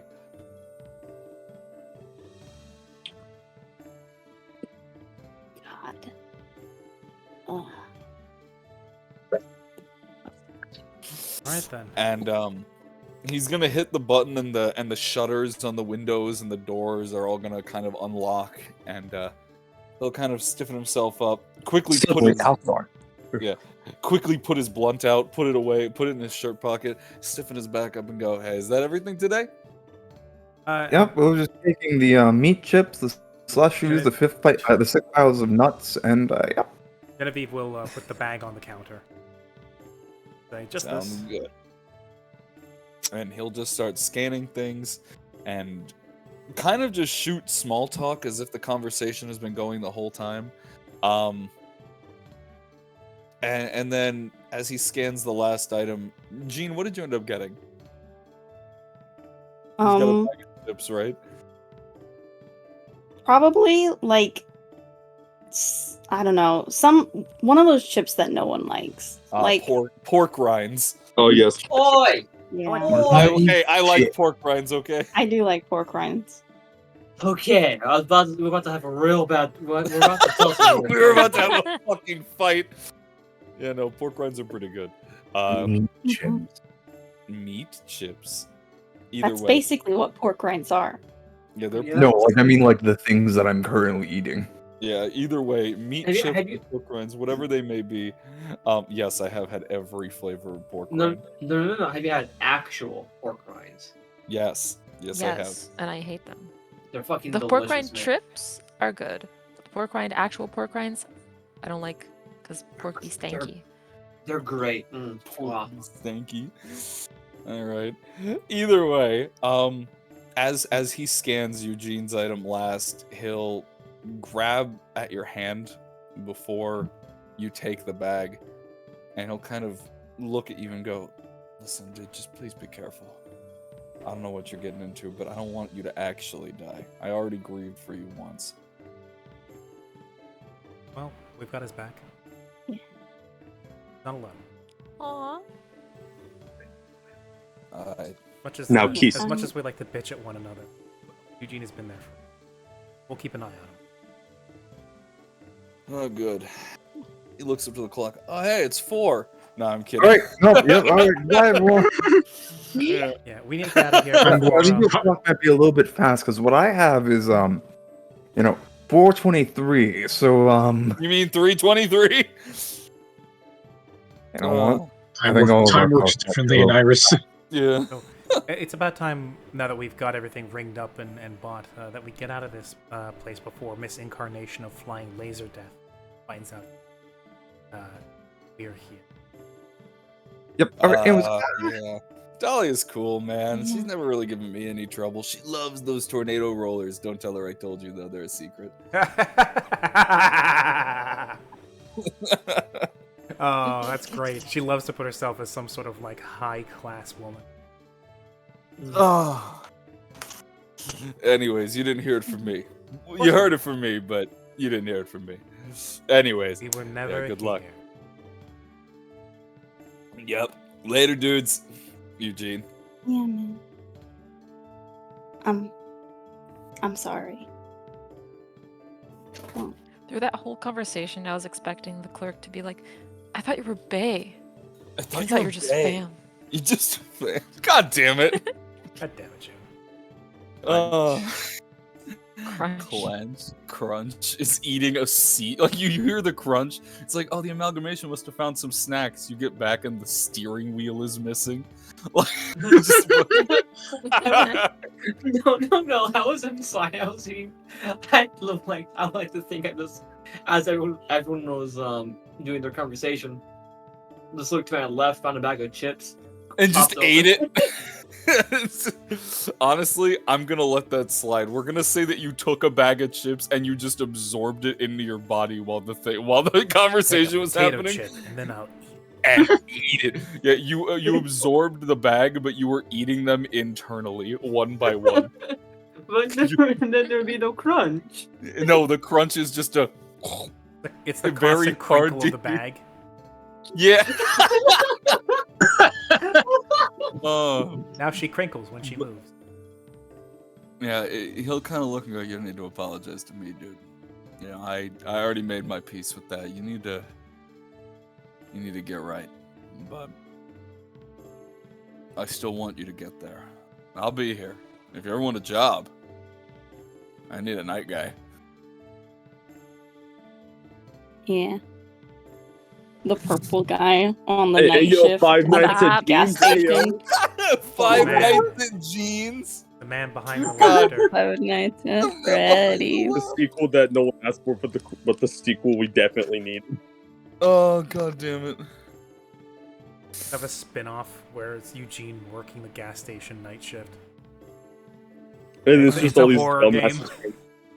Yeah. Oh my god. No, except the You monsters just- aren't real. Just that Oh, Gene's wait, very no. high. He gets super high and hallucinates that, what do you call it? Who's the big bulky one who takes care of the orphans? Oh, Rorik, the They're- 10th Pillar Knight. Like, Rorik and Dahlia are trying to break into the gas station. And Hades from Disney's Hercules. Oh, you mean Iliaster von Greiger Fucking III? hate that His- guy. Yeah, the his three- blazing eminence. The three of them are like trying to break in, and Eugene has to keep an eye on the cameras, or they'll make their way towards him and jump scare him in his office. Oh look, Iliaster's player just It's joined the voice. 3 nights at Eugene's, Three and nights specifically at Eugene's. 3 nights with a K. Yeah. The most shit dick name I have ever seen is Blazing Eminence Iliaster von Greiger III. Jesus Christ. How to figure out if a character's a pretentious prick? Easy. How many titles does he have? How many self-assigned Anyway. Also- titles does he have? Also, I just noticed while we lost Caladan, aka Foxy, you guys still gained an animatronic in the Oh my process. god, you fucking god damn it, you're right. This is just Five Nights at Freddy's. Oh my god, we got Golden Freddy, bro. Golden Freddy. We got Golden Freddy. And Doku is. Okay, fuck. Wait, would Doku or would Valen be the crying child? I think that Valen would probably. Well, Doku would probably be the balloon kid. I'm gonna be honest. Balloon with boy. That makes sense. you. Balloon boy, and then Valen would probably be the crying child. Oh my god. Anyways, before we get too in depth, and now I have I'm the purple guy. That's where I I got- wanna be. And then we get sued by Scott Who's Cop. purple guy? Who's purple guy? Gene. I am! Literally Purple Eugene. guy! Who's Yeah, Primrose? Eugene is the purple guy, and I'm Freddy Fazbear. Primrose is That's Chica. you. Yeah. I thought you were a mangle. Nah.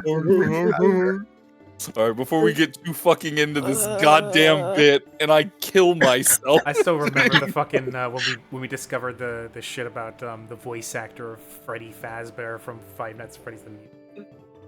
Oh my god. Xander There's a Movis. musical? Yeah, there's a musical, and Xander Freddy Movis. Fazbear was voiced by the voice actor of Joker from Persona 5.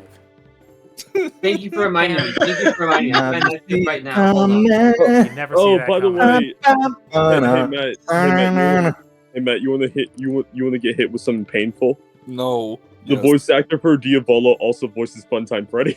I hate it. I hate it. Wow. This is a test.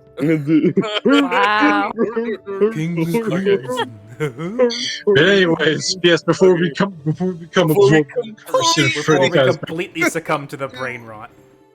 God damn it! It happens every time. It happens. God damn it, Fazbear. As you leave the gas station and Johnny kind of gives some parting words. It is just about 3:27 in the morning, so you spent a good chunk of time there. I mean, that was an important talk and looking for snacks. Snackies. Now we can go to the group in the library. Now we can go to the group in the laboratory, but before that, you guys have to get back in the van and you have to make your drive over to the 10th district to see your best friend Banku the Kenku. Oh God, you guys are alive? Oh God. Oh, I was so man. happy when that worked. Fucking five oversized nail bombs in the back of our car, and we didn't know if it wasn't for Primrose. Thinking about the last. Oh, that was so funny. I'm sorry. Stop it. Anyways, speaking It's of, done. back to the derelict house. We Yes. have the others there. To recall, as I have put it in there already, we have Tuare, Cabal, Primrose, and Adoku in spirit. Now, He's just sitting in the back. He's just sitting in the house playing some games or something like on his phone or something like that. We gave him games. He's the tablet kid. Yeah, he's literally tablet we kid. we Yeah, pretty much cemented that already. yeah. Just he was like, we were just like, Doku, you can stay in here, and he was like, okay. Doku, look out outside. Cool. hands him his pair phone to play Flippy Bird. Flippy Bird. No, it's Iris, so it would still be iPhone, but it's Oh EYE God, damn it! You're iPhone. right. You're absolutely correct. Fuck. All right, yeah. His Irisian iPhone. I hate how that works.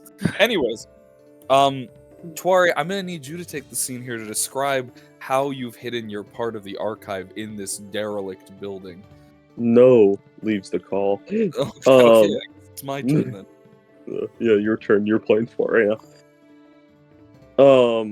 But yeah, I take it no furniture inside this house, or is there just rusty ass? No, there's furniture. This house was once lived in. Though just the inhabitants either died or they moved and didn't take anything, and it's all there. I mean, it's not really even much disrepair. I mean, you've definitely got graffiti in here.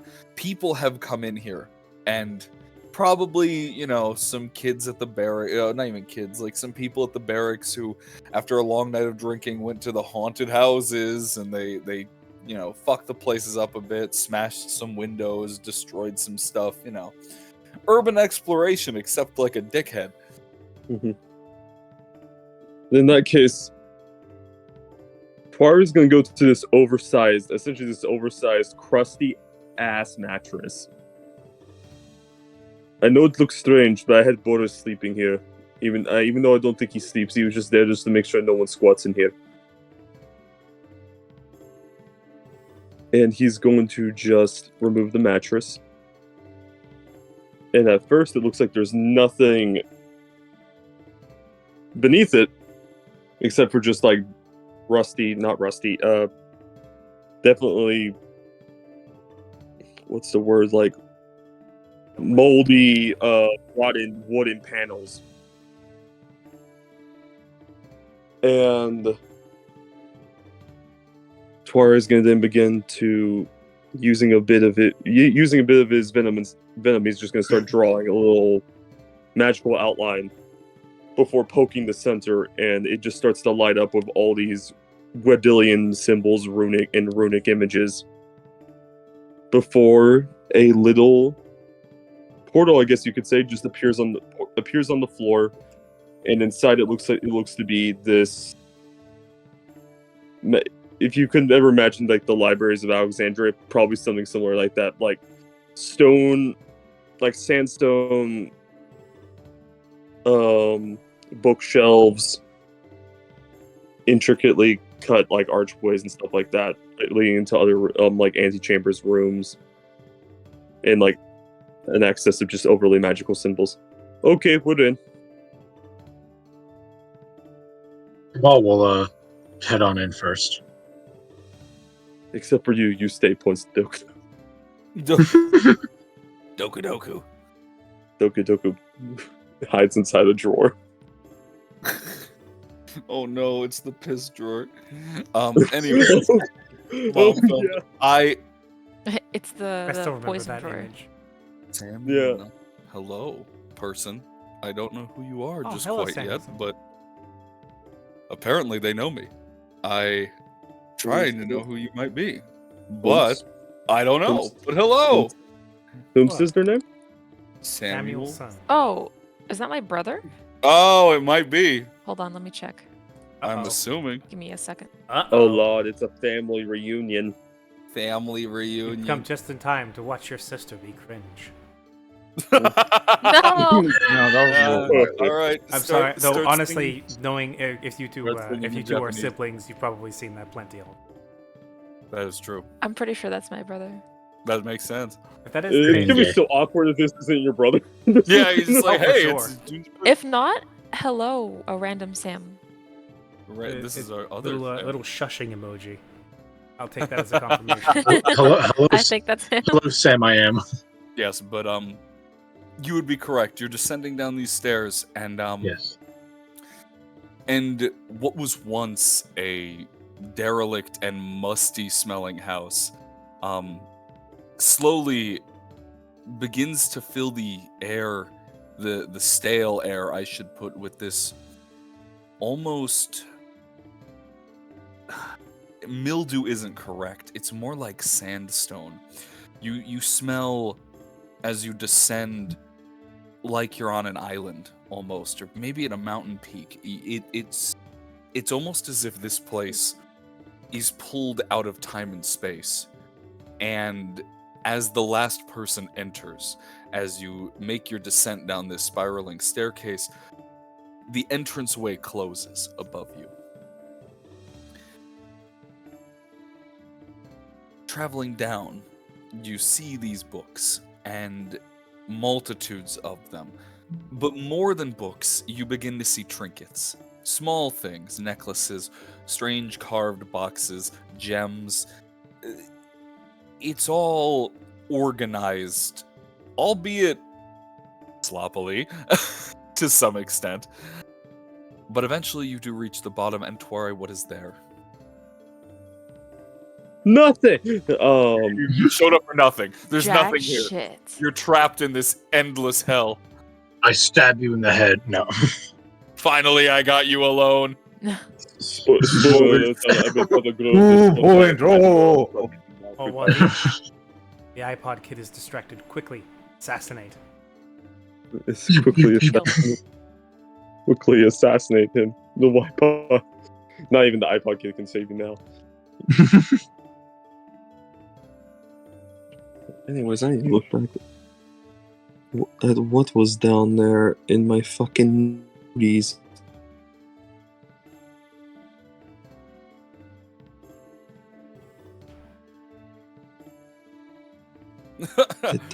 Do you want me to describe it, Tuare? You can help you describe it if you remember, yeah.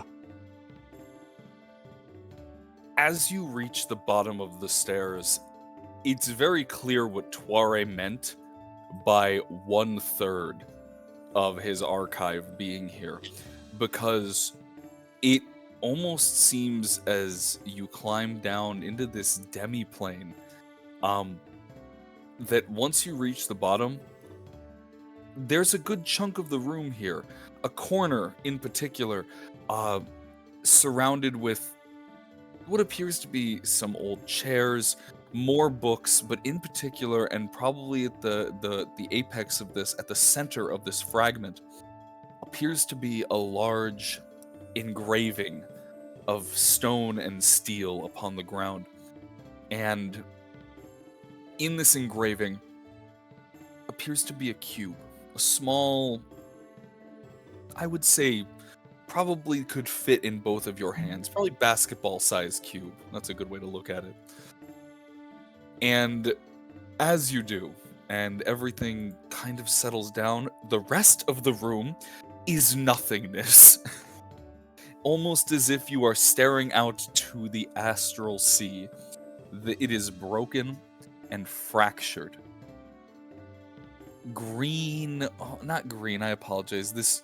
Green and this red energy seems to be resonating off the side of it as whatever once connected to this is fractured. And I wouldn't step over there if I were you. Don't look at it too deeply, you'll start seeing other timelines. As we're walking through this place, Cabal's eyes are like very intently scanning along like all of these books and this like magnitude of knowledge that is kept here, despite its rather not really limited, but I guess condensed nature, considering the rest of the room. Can you read Gwydion? Not really, but Cabal, if he could express curiosity in this moment, he would be quite intent on trying to decipher some of these titles, though he himself does not quite know. But after a little while, he will then turn to Tuare, and he will, ask very bluntly, "For how long has this place been here?" That is a good question, Matt. How long has it been since the revolt? Well, the revolt took place roughly 15 years ago, right around the same time that Iris had its crisis with Dr. Worf.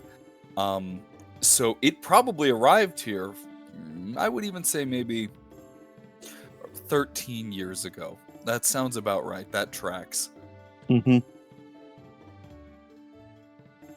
This archive itself older than you and me. How long it's been here? About 13 years, give or take. Interesting. And the warning about seeing other timelines? That was a joke.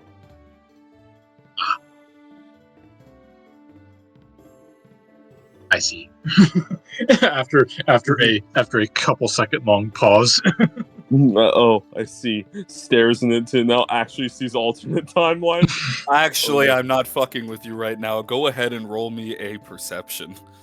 Who? Oh, which one of us? Who? Anyone who's staring in and looking.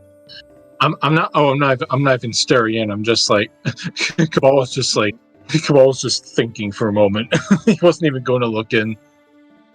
I'm back. What are we staring at? Oh, the void. I see. Can I roll perception for that? Yeah, sure. You can roll perception. If we're glancing into it, then Careful about does it looking into glance the back? abyss. It might look back. The abyss That is was a so friend. shit. The abyss is friend shaped, guys. Don't worry. the abyss is shy today. Oh my god! Stop staring at me. I'm very self-conscious. Oh man. That was bad. Oh, what was that? There we go. So what did you guys get? I need to roll myself. Hold on. I got a 6. So we're We got not a 5. doing well. May work out in your favor. Yeah, What did you all roll? I got a 5. I haven't rolled yet. Hold on. I got a 6. A 5, a 6. If I get a 7, I want to get a 7 now just to complete the trifecta. I believe in you. You can get a 7. Thank you, Julian. Very cool. Or thank you, Sam. Very cool. 21. Never mind. I didn't complete. Staring into this, Primrose and Cabal, you don't really see anything, but Tuari, you're the one who actually originally input this spell. And though it did go a little haywire, and your intention may not have been to fragment it to random places,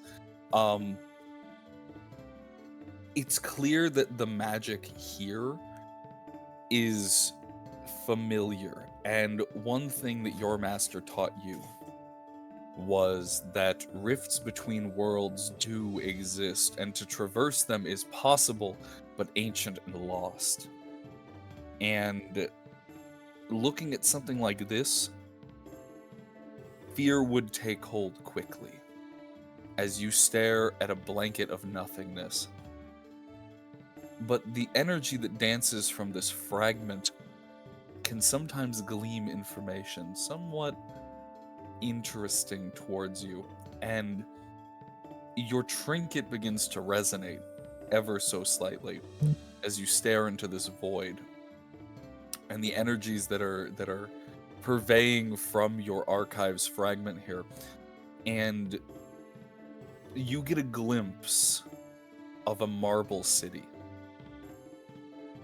And the marble city bustling and surrounded by what appears to be brilliantly adorned paladins and soldiers and mechanized units. This is the city of Valspar. And something seems to be pointing you there. And then your mind begins to drift once again, looking as you joke, seemingly at multiple timelines. God damn it, God, I was joking. And yeah, I know. I wasn't. And then as you look a little closer, you see a snowy village surrounded by drums and war horns as panicked villagers and strange creatures stand beside one another. And you realize you're watching the most recent episode of Simple Path Saturdays on Faust's channel. Hey. Tori pokes his head in. As everything Tori is, pokes his head in. everything is stuck Tori, in, everything is stuck in time, as they're frozen mid-battle, doomed to stick like that for 2 weeks. Hashtag shameless plug. Just sees Kari get his ass kicked in that one scene. She's like, ooh, that's ooh, that hurt. Regardless, though, it appears as though what's actually happening is that your archive is trying to reconnect itself. But it's unsuccessful, and it knows its next location is in Valspar, as you knew. But God, is my third archive in the Simple Path? God damn it. that would be so fucking funny, but no. No, it's not. That bit was a bit of a joke. But nevertheless, as we get back onto what we need, though you are missing a literal, like, 2/3 of your archive, this is where you hid out for much of your exile after you were betrayed by Iliaster. And you know that of all things, here is a rune carving station, and the guidance of your master sealed within a stone. You just reminded me.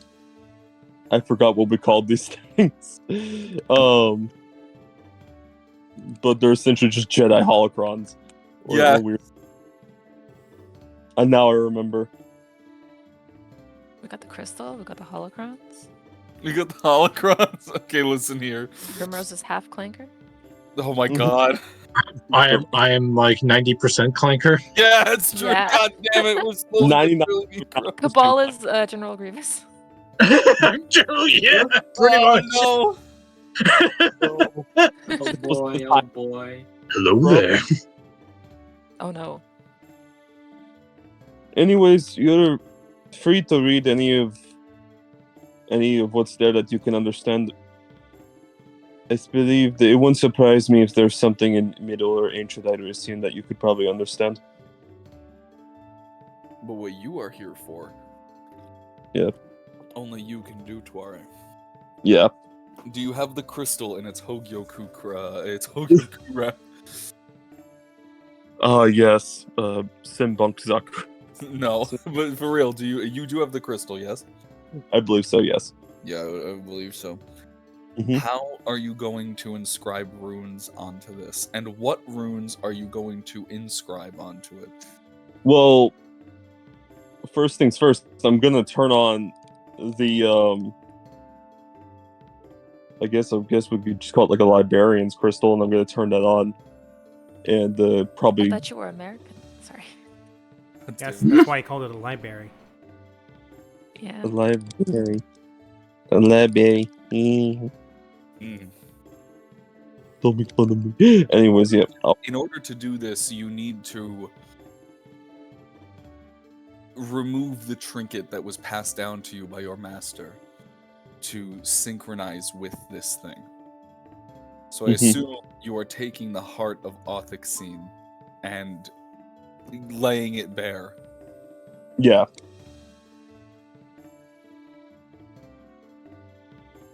Upon doing so, the energies from within this shard begin to coalesce into the center. What is generally spilling out begins to focus, and the cube of the knowledge cube begins to glow with that same primordial energy that your charm exudes.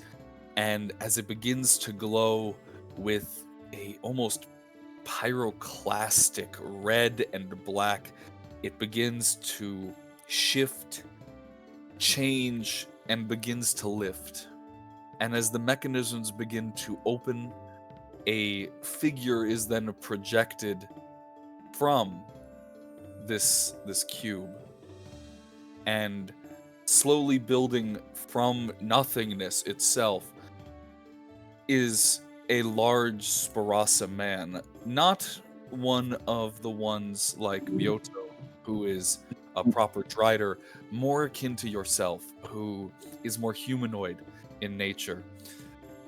Though he is missing 3 arms,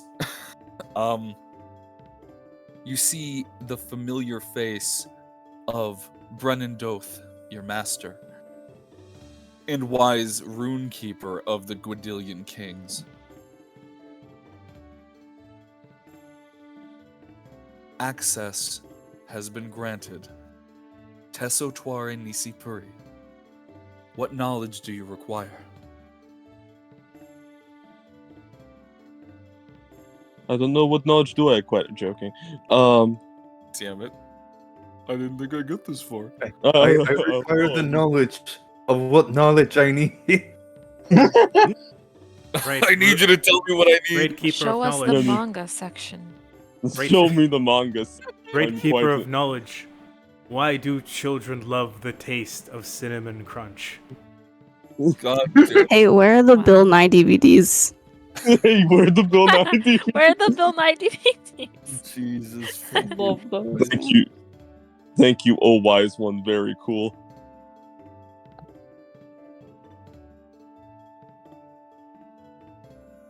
It's up to you, Tuare. What do you need? Yeah, I'm just trying to think of what exactly I mean, more or I less, probably. we need runes that are going to be able to channel the power of the crystal in such a way that turns into that kind of dampening feel. Right now, the box is keeping the energy inflected inside.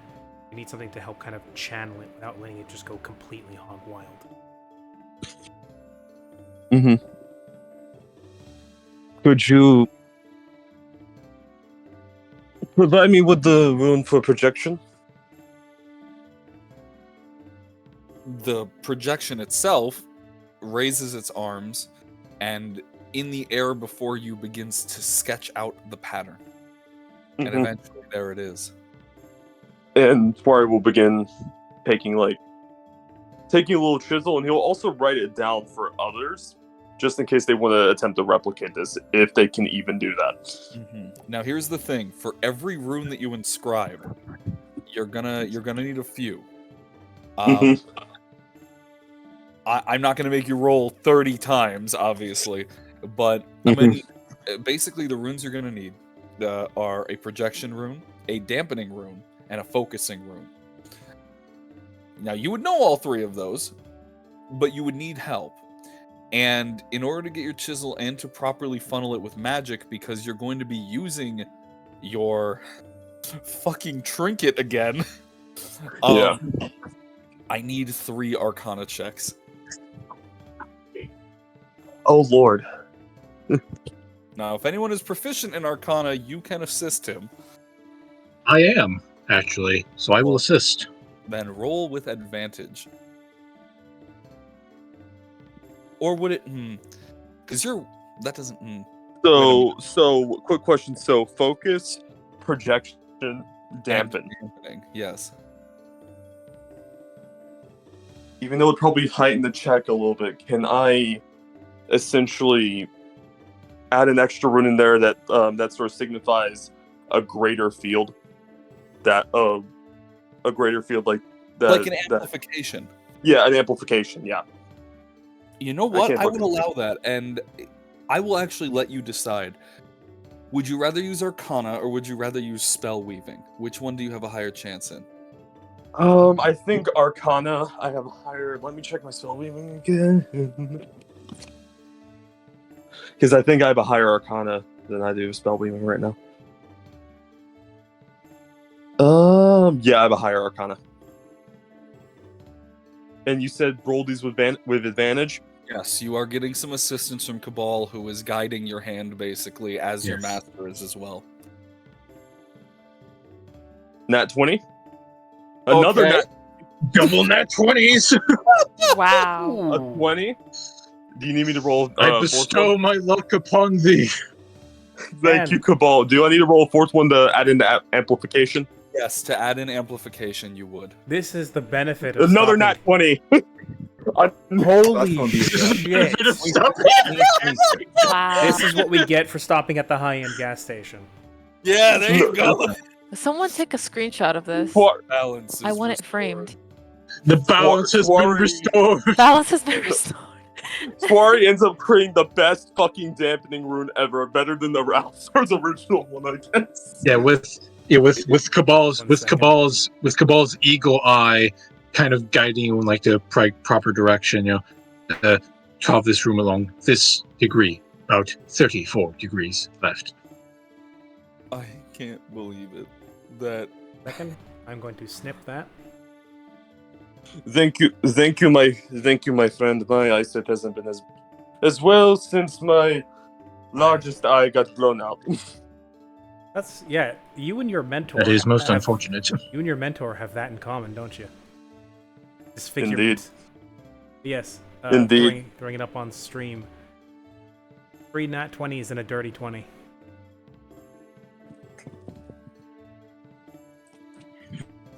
Fucking. Did I just low-key make a small? It's a damn near an anti-magic field, like for like. You Okay, so honestly, you what have was been it? blessed. It was projection. What were the other? the rounds? first one was projection. The second one was amplification. I'm sorry. Yeah, the second one was not amplification. That was the last one. It was projection, dampening, focusing, and then projection got added. And then you mean amplification.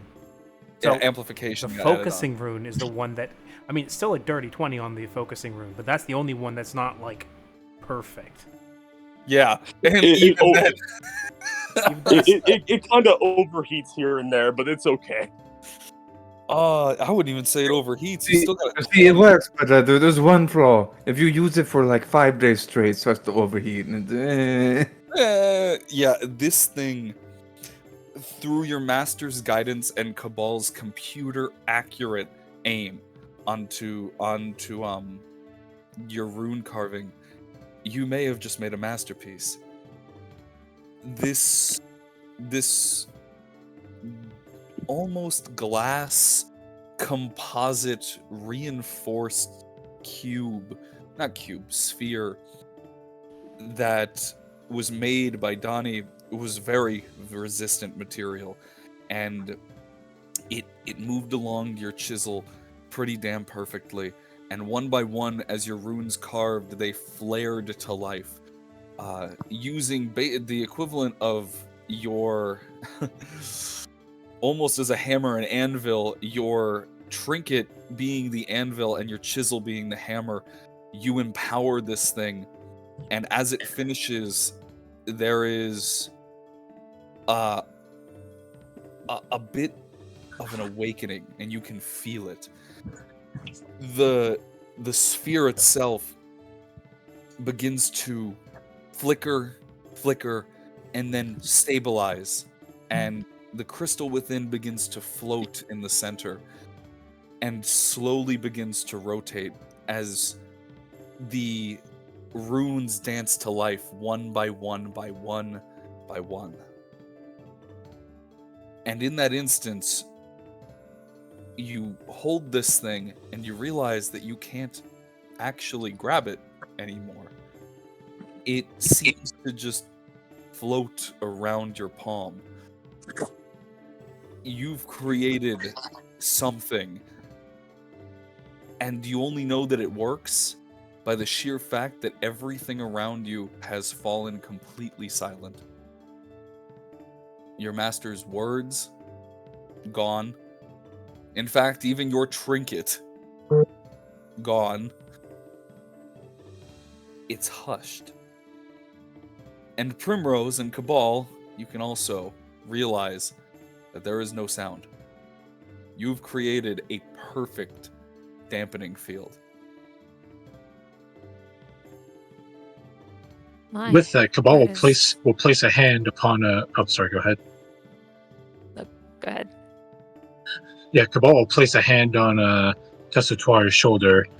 I'll actually use one use of my sciences to create a mind link with them, and then telepathically communicate with them and say, "Operation complete." I think we completed this a little too damn well. I'm very happy. That's very impressive, Twari. Very impressive. Yeah, I can't fucking believe y'all pulled that shit off. That was...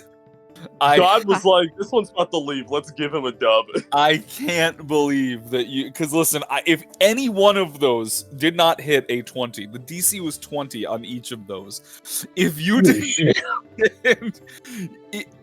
If one of them didn't work, there was a chance that when you went and underwent this whole thing with this, it could have fucked up. But you managed to one by one land nat 20 after nat 20 after nat 20. I couldn't not give you this. So, Jesus Christ. You're like, never mind. He's got. Fuck. Take it. Take it. Oh my god. You had the wisdom. You had the wisdom of ancient masters, the delicate hands of a rune carver, and the magnificent power of a CNC blade.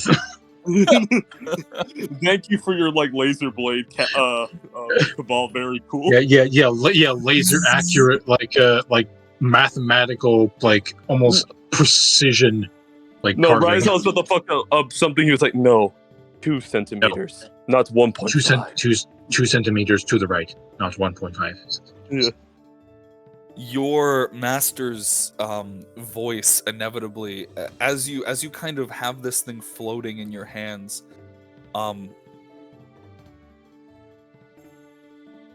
it continues to give you this sense of a heartbeat. In fact, it's all you can hear. And while it's not... So wait, my Athexine trinket's completely gone now, right? So it's still alive, but within this field, right now, it has gone completely dormant. The crystal literally ate it.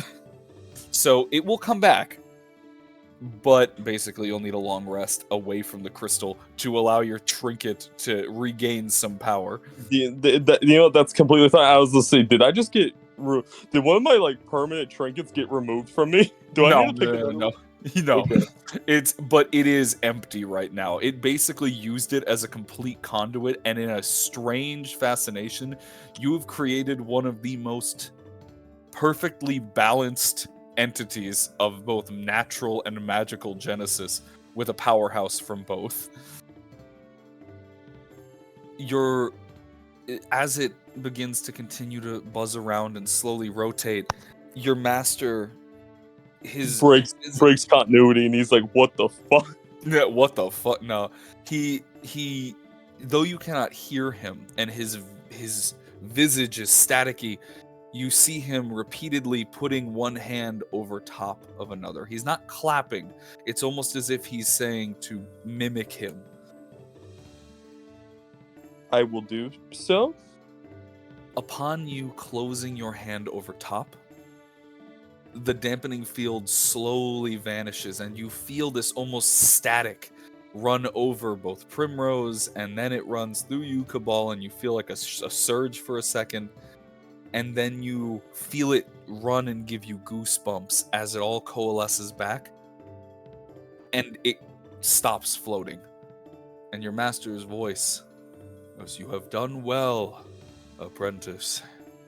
Very well. Now kill them. Do it."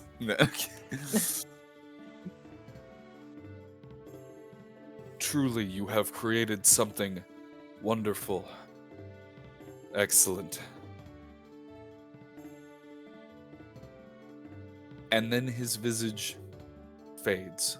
The cube resets and places itself back down in the center of your station. You have successfully completed a perfect dampening device. Fuck you. Holy shit. God yeah. wanted to give me 3 nat 20s. Make up for all that gone off luck before. Yeah, Yeah. exactly. Dude, after joking, that one. yeah, the 2 nat ones, it's just, listen, I'm not complaining right now. That makes me happy. And then Tori will look at the crystal and say, "May you shield us from unwanted eyes, Pridwin." And that's what he gave the magic device's name.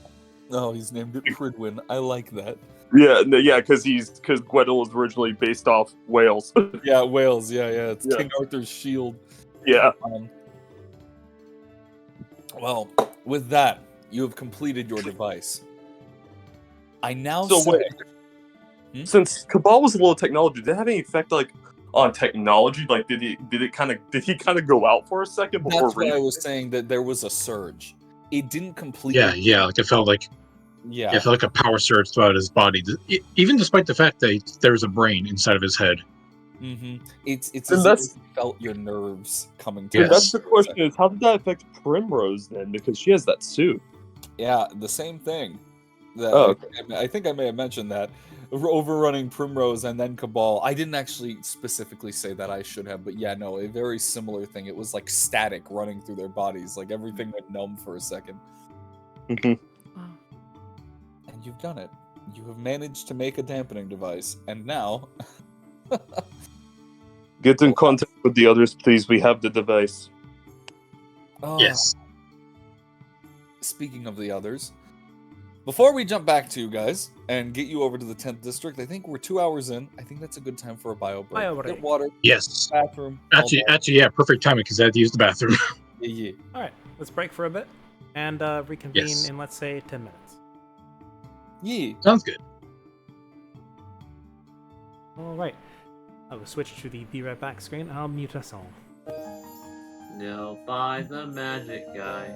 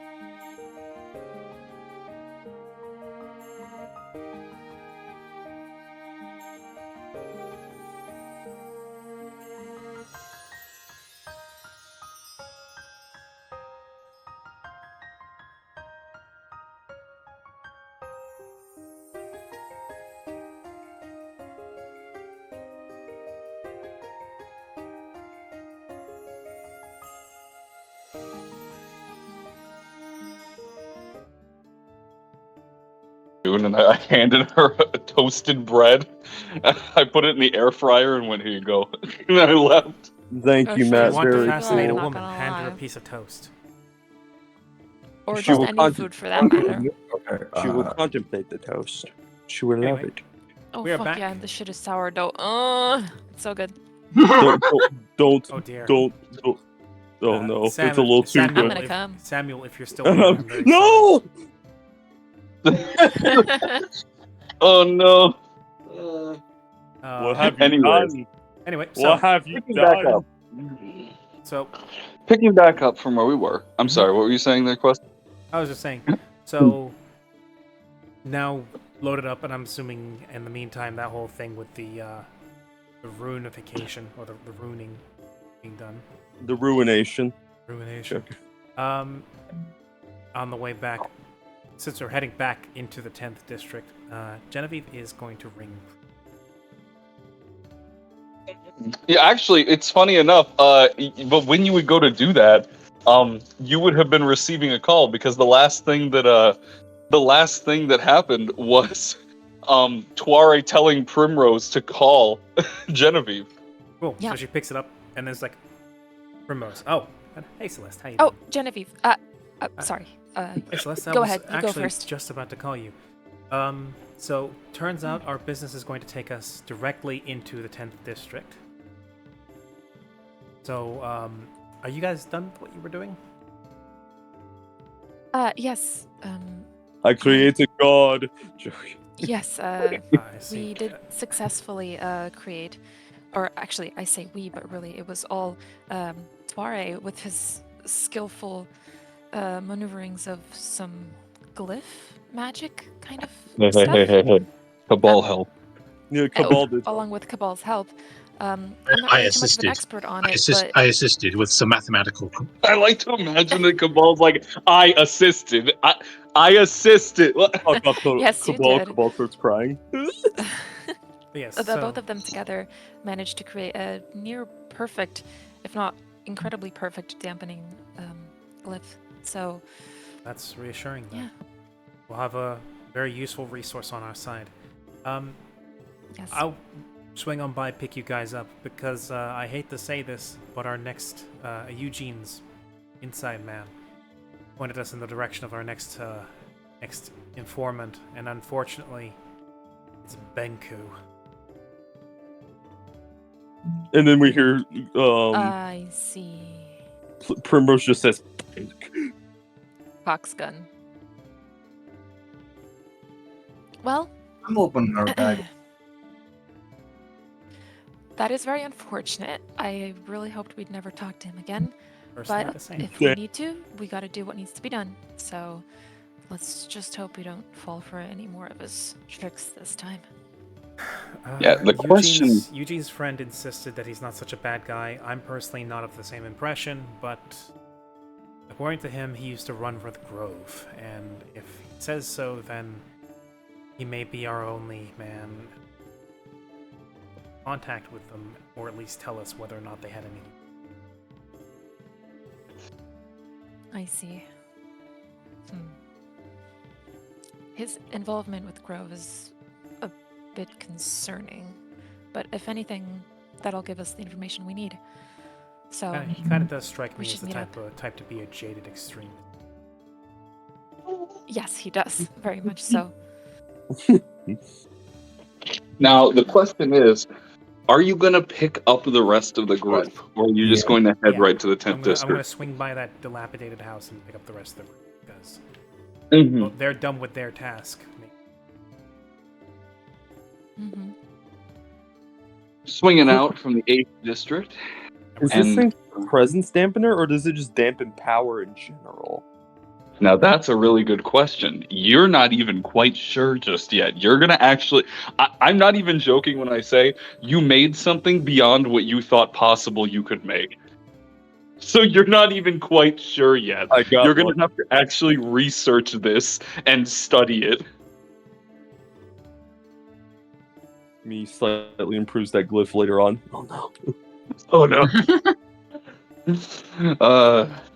Nevertheless, with that quick call done and Primrose hanging up with a heavy sigh, aware that she needs to see Benku again. But Jeb is there. Jeb's a good kid. Until he's not a good kid. Yeah. You guys leave from the 8th district and take a detour. Hopping back on the highway, you make your way over to the 3rd district, down the barren. Well, at this point, the roads are barren. By the time you get there, it's about 4 in the morning, and it's definitely still pretty cold. But you're getting yourselves all kind of accustomed to this area. And there's no one on the street anymore. None of the few drunkards who were staggering themselves back to their barracks. No bars. Everything is closed. And the streets are pretty abandoned. All except, well, for your friends. Pulling up into the cul-de-sac to the dilapidated house, you find the rest of the group, and they enter. And now it's off to the 10th district. Oh yeah, go ahead. We're already in the 10th district. Yes, as Cabal clambers in, he says, "I am very happy to report that Tuare's creation is at maximum efficiency, perceivably so." That's very reassuring. You guys did good. Do you want to demonstrate or do you want to save it?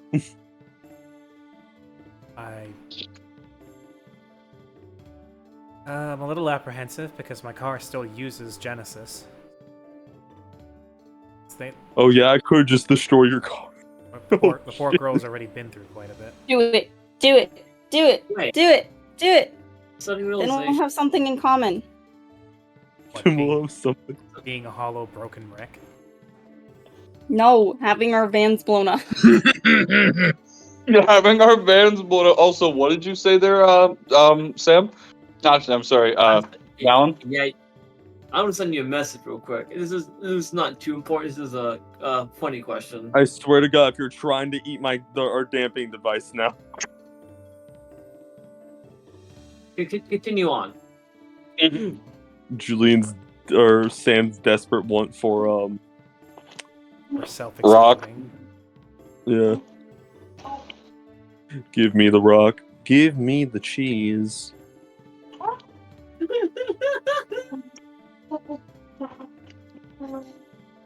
God damn it, Jules. Just looking over at Val and be like, "Don't you fucking try it." Hey, hey, guys. I mean, Valen didn't have an interest in that crystal before. Why would she now? No. I asked a different question. Hey, your car runs on Genesis, right? Your van, right? Everything does. Oh no. I can stop you from paying gas. This is not new. You're not wrong. However, what I'm trying to say is, want free gas, kiddo? What? Yeah, by all accounts, if you converted your engine to a natural Genesis engine, you could, in theory, have Valen power the car. Interesting. Here's the thing, though. Then it wouldn't work in anti-magic fields. Exactly. Well, I mean, it wouldn't anyway because it works on magical Genesis instead. True enough. Yeah. No. Instead, what I could do in this case is hook fucking, assuming she produces enough, hook Primrose into the car. That is also like that scene in like the fucking Ghost in the Shell movie where she jacks the back of her neck into the car and controls it from there. Funny enough, we did actually. Making your car run on electricity? Huh? Wild idea. The wild idea. Wow. Making your Listen, car Elon. run on girl? Good So- idea. So, question, though, I did want to confirm, did you guys want to test the crystal now that you're all here, or no? No, because you'll break her car. Maybe. Yeah. I don't know if it'll Yeah, break you my don't car. know. That's the thing. There's a lot of unknowns here. Yeah, you guys are actually going to have to study this. We can experiment later. The thing is a fucking We anomaly. study it over the course of a short Yes, rest. precisely. Congratulations, you made an SCP. Yeah. Why are these strange men in my house now? Oh God. Oh no, what have I done? You're MTF With that in Ninetail mind. Fox. Well, Oh, there we go. Oh no. Sorry, Nekoark was made into a Yu-Gi-Oh character by Celeste's friend Dante. No.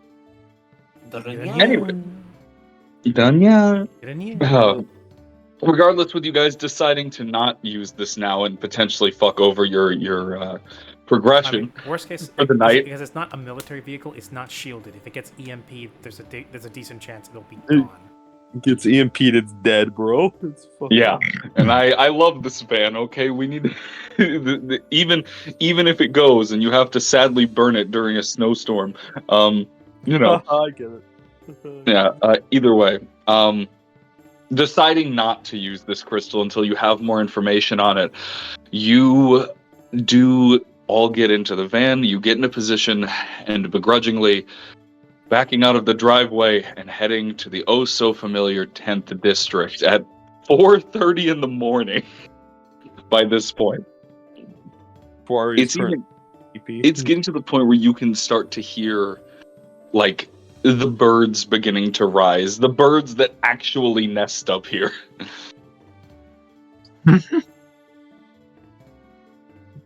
But the drive is pretty seamless. You make your way into the 10th district as usual, find yourselves right across the street, down from a shady bar and into an empty market, at the back of which is a large tent surrounded by thorns. Benku's tent. Back. I'm not forward to this. It's everyone's favorite chicken. Here's the thing, Genevieve. If you're not looking forward to this, stay in the van. Send us. Yep, that works for me. It does not seem like you have a very friendly relation with this Benku. The man. It This may is the spook same for a while. birdman man- who attempted to blow us up before. You see these. You see these IDs we have, the ones Well, that no, give us I got a these disguise, right? scars. Yes. These disguises, we got them from him in exchange for a favor being done. The favor was given to us under the guise of a delivery. What we delivered was not, in fact, packages. When he loaded barrels onto this very van, they were timed explosives that we were not told about. So he was complicit with terrorism, possibly. Oh, inextricably. The worst thing is, we took our time thinking we were just delivering Robotic something. cop. Wait a Cabal- minute. Cabal, you stay in the van with Genevieve, because I just realized this could go horribly wrong if you come with us. Yes. But my kill switch is off.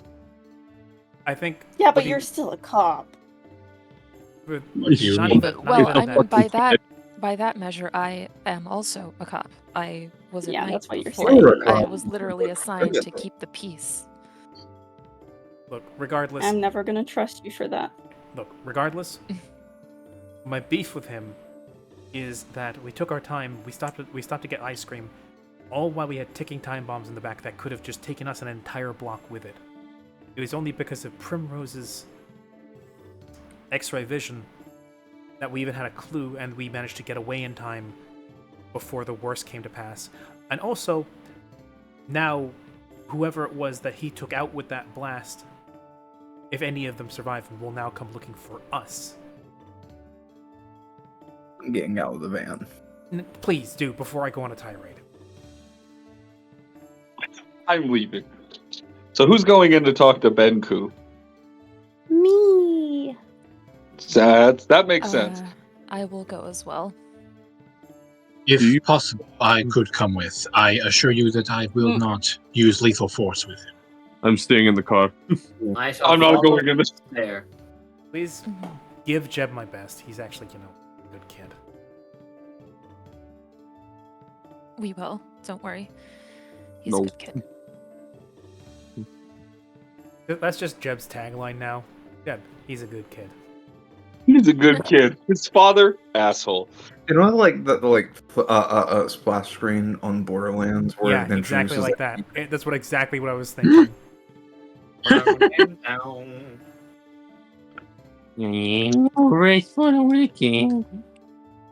Well, with that in mind, and the people set about who's going and who's not,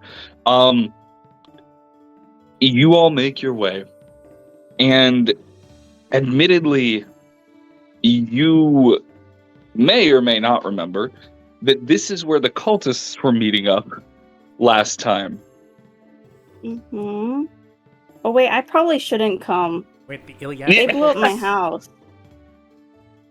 Yeah. Shit. Or you could go in disguise. Is it too late for me to go back to the van? I mean, you could absolutely just turn around. You could also go in disguise. That's what I'm doing. You also have a fake ID. I do have a fake ID. What I can do, just in case, is I can cast. Wait, shit! I thought I had disguise self for. I thought I had disguise self for ultra self on me. No, I don't. Self, a thing that says self in the name.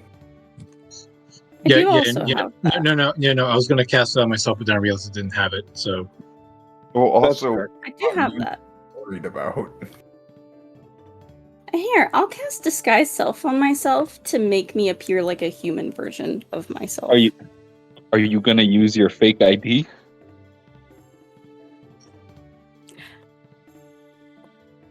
Oh shit! Hold on, real quick. I give you one of my trump cards. What? Oh, I have disguise self. Yeah, I know, but I'll I get my spell slots back on a short rest. Oh, sick. Okay, Well, then perfect. I'll use the card to cast disguise self on myself to make myself look as if I am a human version of myself. How about you disguise yourself to look a little bit different?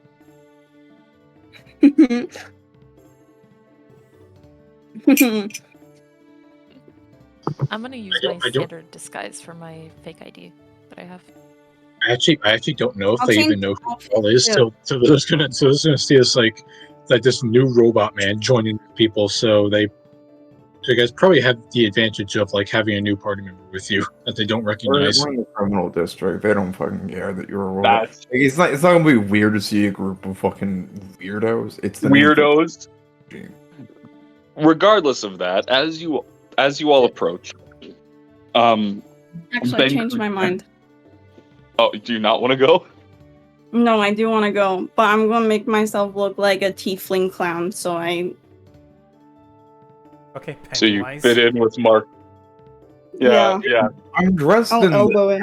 clothes. Yeah, he's still in dad clothes, but that's fine. Ow, that's fine. God. I'm a dad tiefling. Disguises are for smart people. I think this I'm disguise. indecisive. No, wait. This whole time, I like to imagine that you're like starting to cast the disguise self spell. It's starting to change you like from legs up, and you're like, wait, no. What about this one? No. No, I want to be a dad, a clown. You're sitting there the whole time. Mm-hmm. Anyways, oh, there you are, Eddie. So the group, to my understanding, who's going up is Marquis, Cabal, and Eugene. And Anybody Primrose. else? And Primrose is going too. Okay. In the van. And the rest are defending the van from losing their tires. Ouch. Sorry, shoulders fucking up. Oh. Yeah. Together. Almost done. Almost healed. Regardless, you all make your way up to the tent, and there is no disturbance. The sun is actually, at this point, threatening to come up, because it's like 4:45-ish, and the world is starting to wake. As you approach the thorn-covered tent, who's going to announce themselves to get the attention? Yo, Briar, open up. Yo, Briar. There's a little bit of a response as you all kind of start to see the thorn bushes parting, and allowing you to enter into the tent. Here we go. Good. Okay. Here we Final go. answer. I color myself human colors No, and you've then already dress Final myself up like a dad. come on. Oh, is that Okay. Eugene? Cool, bro. Fucking wait. Final answer takes the thing off. Wait, no. You only had one casting of that, so congratulations. Yeah, You're not getting it anymore. Like, Eugene changes his mind like 5 times in the space of casting it, which just leaves him as this strange amalgamation of a tiefling human dad clown. I'd like to use my fake ID to disguise myself to look exactly like Eugene Prowers. No, I'm kidding. Oh, good. Oh, so you're the one getting shot. I've watched Only one. the camp. It's a shame it doesn't work No. like that. Like Doctor Strange, like in No Way Home. Anyway, Anyway, we're restarting the spell over again. we're starting again. Regardless, as you all make your way into the tent, you see the same familiar things as you saw before. It's a dirt ground, and there's like beads and necklaces and little trinkets and doodads and like some display cases that are scattered about this tent. There's like a bead curtain used as a door in the back, to which you see a very tired looking graying Kenku with what you could only describe to be feather locks, as he steps himself out from the back and goes, "Yo, hey, I kind of recognize that one." And he points over to oh no, actually no, I don't know any of you because you don't look the same, Marquis. Yeah, hey, What's going on? we're not here to buy drugs. This is Eugene. I'm Marquis. This is you don't know Cabal. He's a robot, and that's Pembroke. Oh my god, why did I even put this fucking thing on then? Why if don't you're you just bother gonna... dressing up for you, either? Okay. Hi, how's it going? We're not really here for a heckin', hey, buddy trip, smoking the weed. We're here to heckin' talk about. I am. Sorry. I'm very stressed right now, and a little bit sleep deprived. Are you sure you don't need something to take the edge off, brother? You're acting crazy. That's what I've been trying to sell him this whole Right? time. You be quiet, you. Oh wait, you're the one who ate the floor mushrooms and got super fucked up. Yes. Hi, how's it going? We're here to talk about Grove. Oh damn. Well, Yeah. well, that was very straightforward and to the point.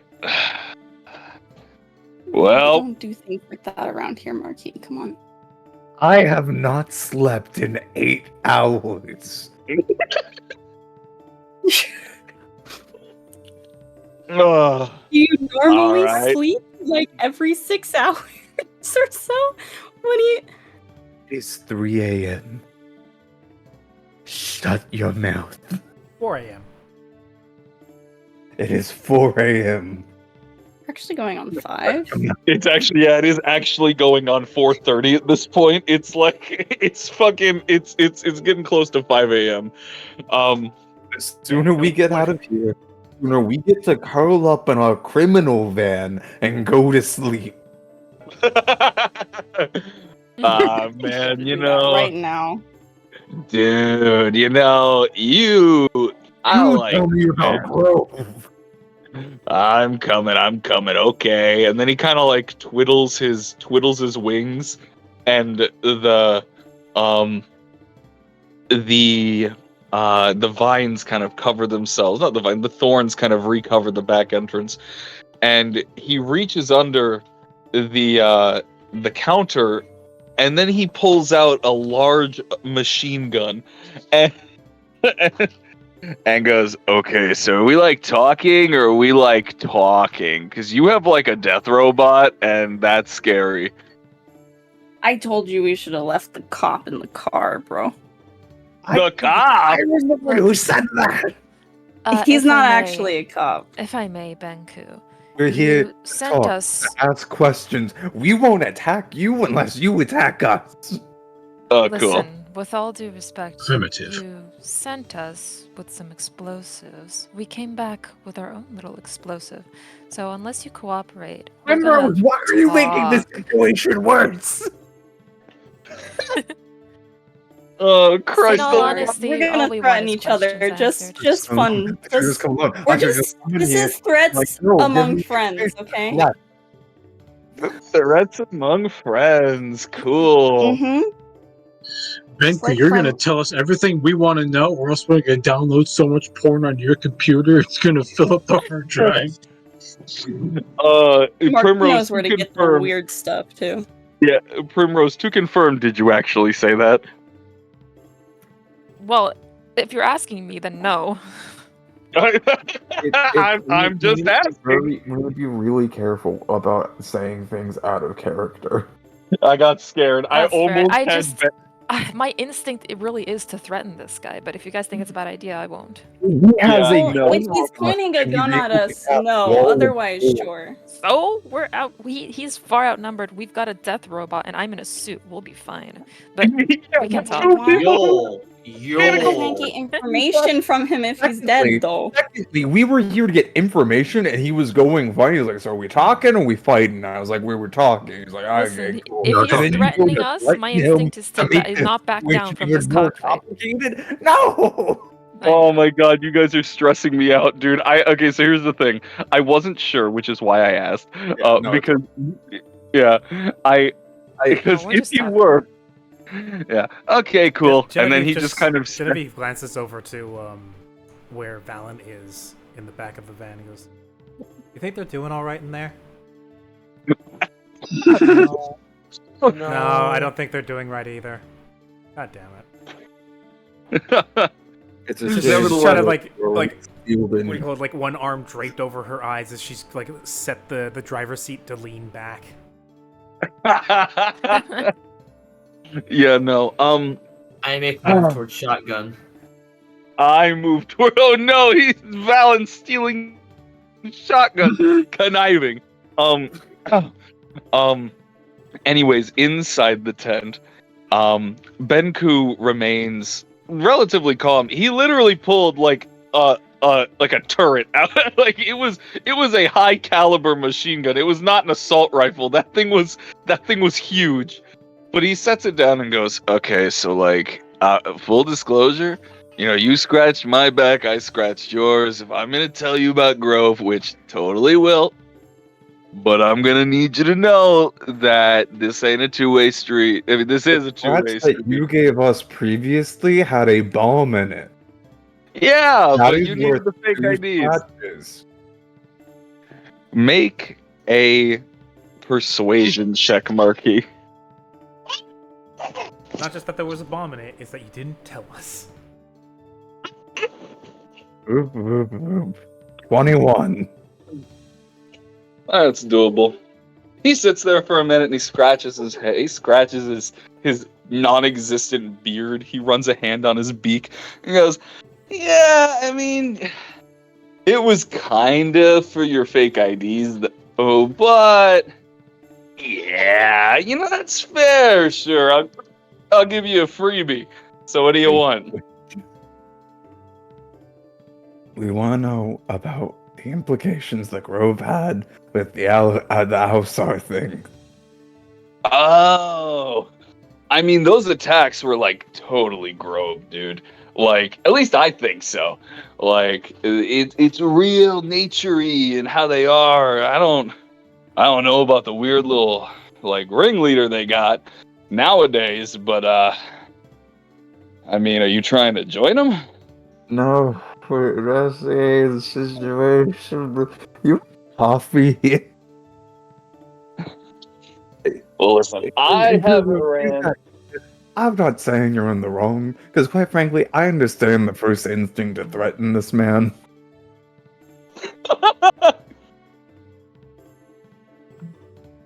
Oh my god. I'm just saying, if we can, like, I'm saying this out of character, if we could, like, find a way to word our phrases in a way that is like threatening, because like, oh, you did this to us last time, and we can kind of lie to him and say, oh, we've notified the authorities and they know this and this evidence about you, but they don't know where you are or who you are, so unless you cooperate with us, we're gonna let them know and they're gonna for sure kill your ass. Like, we would get so much information instantly out of him, you know what I mean? Maybe. Worked. It also could maybe not work. It could also maybe It not always work works. on cop shows. No, because think about it. If someone is threatening you, your best bet is to just answer their questions, because that's such Then an easy you'll thing go, to do. oh, cool. So if I kill you, then they won't know where I'm at.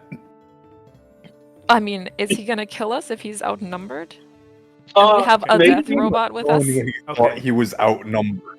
Okay, But we're not I'm gonna get the information if we have to kill him. out of That character. was. I'm I'd not like saying to I'm say- gonna threaten him. That was just my reasoning. I would like to say because something to out of me, character. it's the best idea. I would Yeah, like- what's that? This is the second time we've had to come to Kenku for a favor. We did not see it coming, and if you threaten him now and forever sour any potential for us to use him as a contact later, he will absolutely never work with us again. If anything, if you threaten him now, he may pick up shop, move somewhere else, and potentially gun us down the next time we even set foot in his store. But that's the thing. Like, if his instinct to us helping him is to bomb and kill us, I don't know if we want his help. You know what I mean? Well, I wouldn't do say he keep in went out of mind- his way. As much as I give him shit, his intention wasn't to kill us. I don't think he would have Yeah, given a because damn if we that had was- died. Wasn't in the it? process. I kind of think it main was. No, we were The there. main reason why Our we job were in was to trouble take- was because Our It- job was to deliver those bombs so he could take out what I assume was competition. In either because he was too stoned or he just didn't care either way. We might have been taken out in the process, but I don't think that was inherently his intention. if I remember right, heck, we were going to be okay, but then we stopped for ice cream. Yeah, you guys would have been fine, but you stopped for ice cream. We thought we were delivering normal fucking drugs. Instead, we were doing Exactly. It's also It's a serious not about- situation. Like, I understand the threatening. I don't think it's going to help us in the long run. I think it will No, be yeah, to yeah. our service if we try and solve this verbally and not fight. No, Yeah. like I said, I'm not gonna do anything without your guys' approval. Nah, it's all good. It's all good. I was just. Ugh.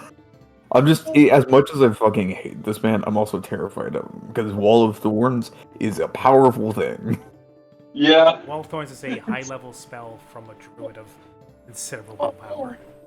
Wait, that's a spell? I thought it was just like for decoration. No, No, real it's a spell.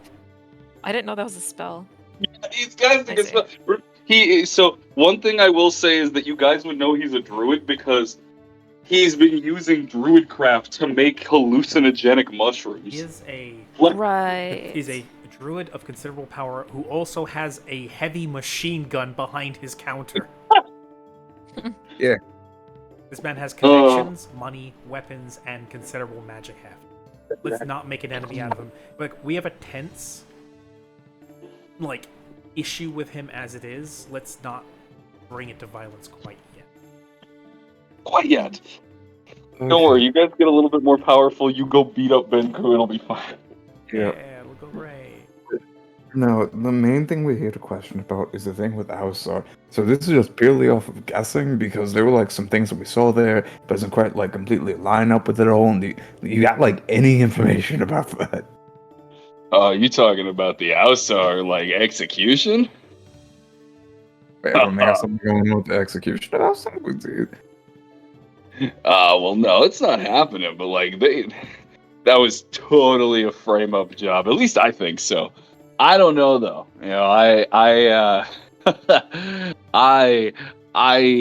haven't ran with Grove for a while now.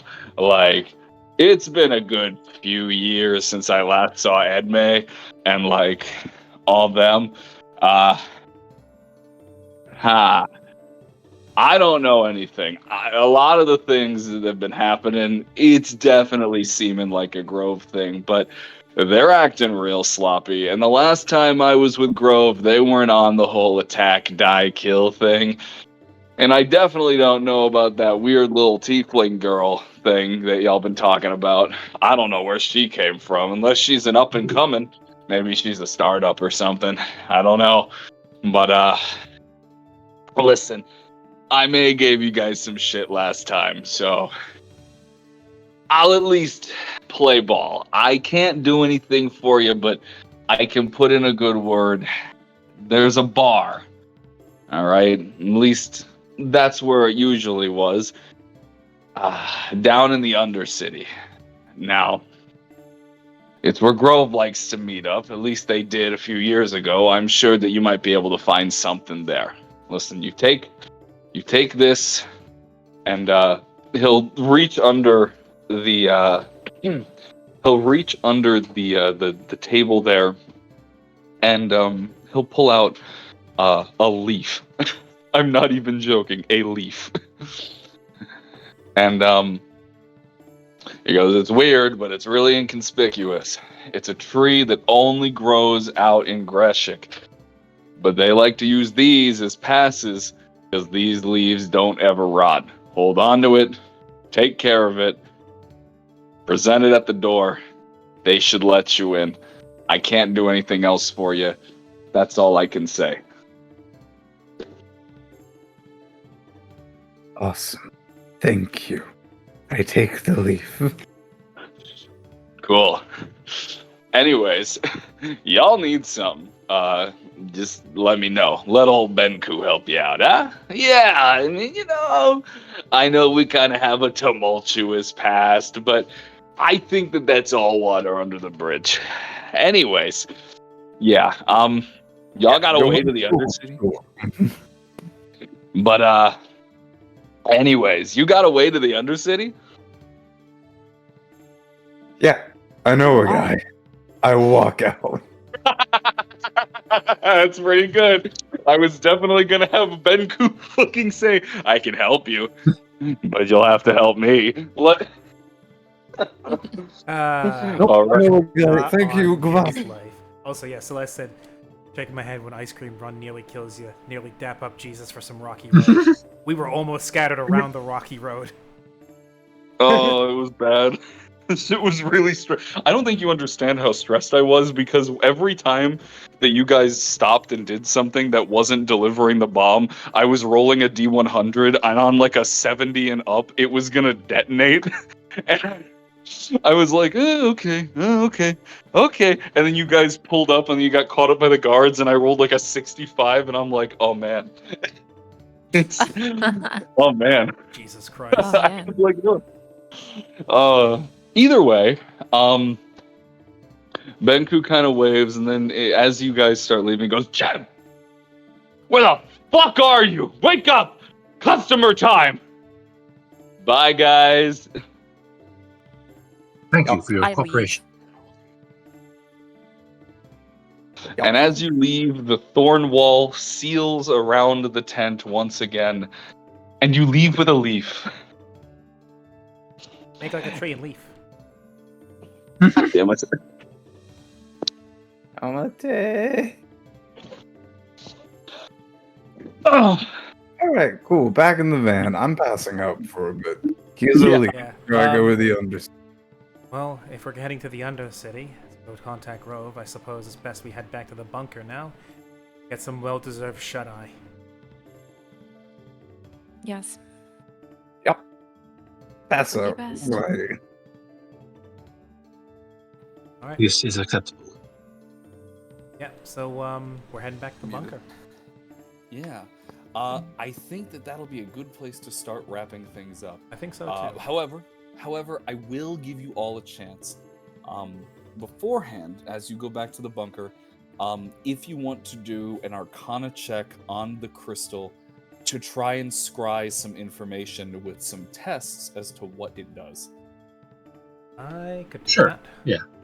Basically, I'll say with the Arcana checks you're making, you have to be proficient in Arcana. It can't just be like guesswork. You have to know what you're doing. I'm proficient. I will assist anyone who needs it.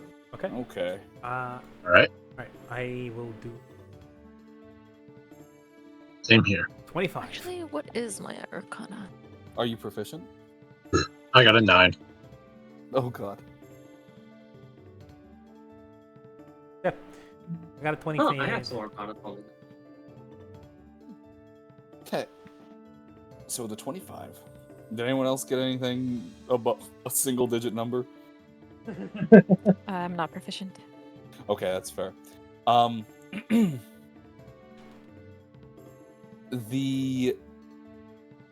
The tests that you're running, I guess I'll ask you, Genevieve, what test are you attempting to run? What do you want to try and glean from this thing?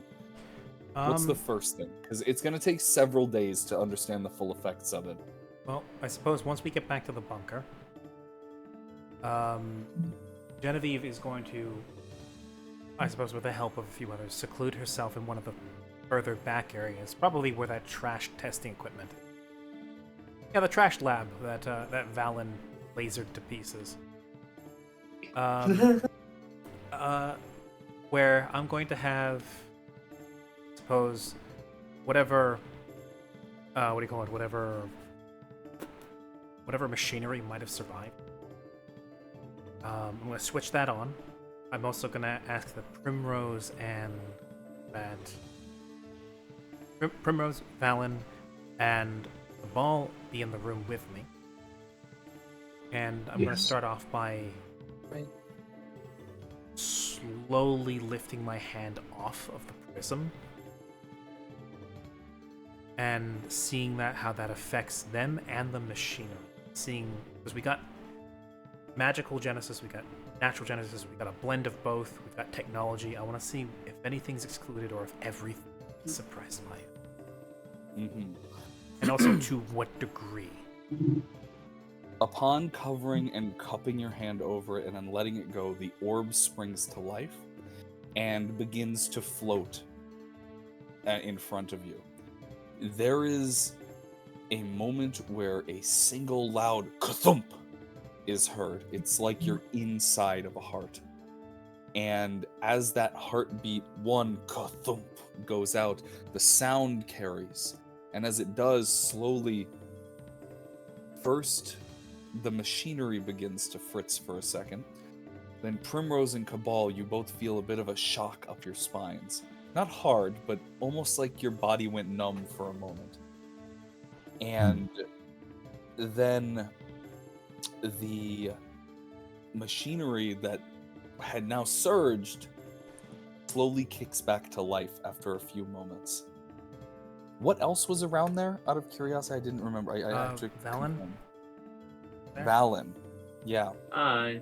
Valen, you get a similar experience, except your numbing literally causes you to decompose for a moment. Not decompose, that's fucked. Dissolve, I guess? You melts. melt, you lose your form for a moment, and then you squish back to life. Uncomfortable. Uncomfortable indeed. Yeah, Valen, you feel very cold. In fact, everyone in here, it's cold, but not as it is outside. You can't see your breath. It's more of an internal creep up your spine. It's ominous. It's still. It's more quiet than you've ever been exposed to your entire lives.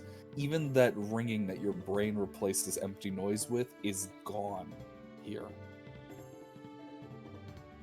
But it appears as though after a few moments, technology is working again. Out to a radius that would most likely encompass the van.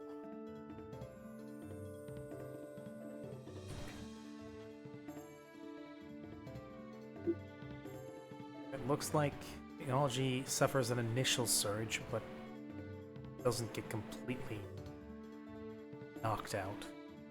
How are you guys feeling? Oh. I felt fuzzy for a minute there. You can't hear anybody. Oh, Only yourselves. so like we can hear our own voices, or You we can hear your own voice, but it sounds like it's underwater. Yeah. Everyone else's voices are muffled out. Yeah, I was about to say. Hence why before when we activated the first time, I just used my mind link with Tuare instead of trying to speak openly. Yeah. And then I'm gonna cut my hand over it again to press it. As it suppresses, that similar thump as it slowly begins to creep back, and all of you get a very cold chill as that area, from what you can tell that was dampened, slowly compresses in on the orb. It hums for a moment, and then goes dormant once again. Interesting. You guys feel that chill as well? Yes. Yes. I also detected a surge in my power system. Okay. So it's nice to know that besides maybe Valen, it doesn't seem to disrupt anybody's operate, but it does. 1 second, as she will then, and you guys can leave the room if you wish. As a matter of fact, she's actually going to go outside the bunker, close the hatch, uncover the prism, and then take her cell phone. Am I getting any signal? Nothing. You are in a dead zone right now. In fact, your phone doesn't even turn on. It's as if it's dead. Genevieve, in an uncharacteristic motion, does a little fist pump as she then covers the prism, opens the hatch once more, climbs down, closing the hatch after herself, and she says, Ware outdid himself completely. This thing completely suppresses all in and outgoing signals and even suppresses weaker, low-flow electronics. Disrupts some larger machines and even can interfere with anything that runs on or is composed of Genesis. This thing is what I can tell, it covers a pretty decent area and will work very well for our means of cloaking our activity. That's wonderful. That's great.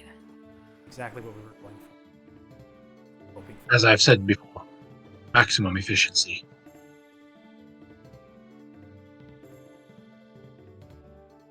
All right. Well then, I think we've all deserved, and we've all earned ourselves a perfectly well-deserved nap. Mm-hmm. Now, I will say, there is more to discover about what this thing does, but it's going to require extensive study and, as I will just give it, attunement to get the full benefits.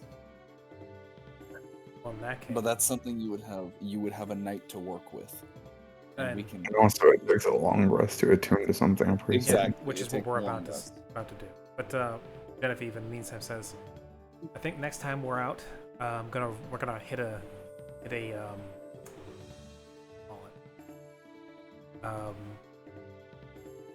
staplers and get ourselves a few pencils, a few pens, and a lot of paper, because if we want to communicate with each other without fear of being listened in on, this thing is active. I think the only way we're going to be able to do so is writing. Especially since phones won't turn on in the presence of. Yeah, we Well, that should think of some alternatives like that. Yeah. Genevieve herself is going to curl up and kind of actually cradle the prism against her chest. Nobody minds. I'll be the one to try attuning to it and see what effect that has. Go ahead. I still get shotgun. Do I still get shotgun? shotgun. I'm sorry. I'm sorry, Val. If I'm you're already- taking a nap in the van, you don't get I roll- shotgun. That's I not roll fair. strength check. I roll strength check to grapple them out of.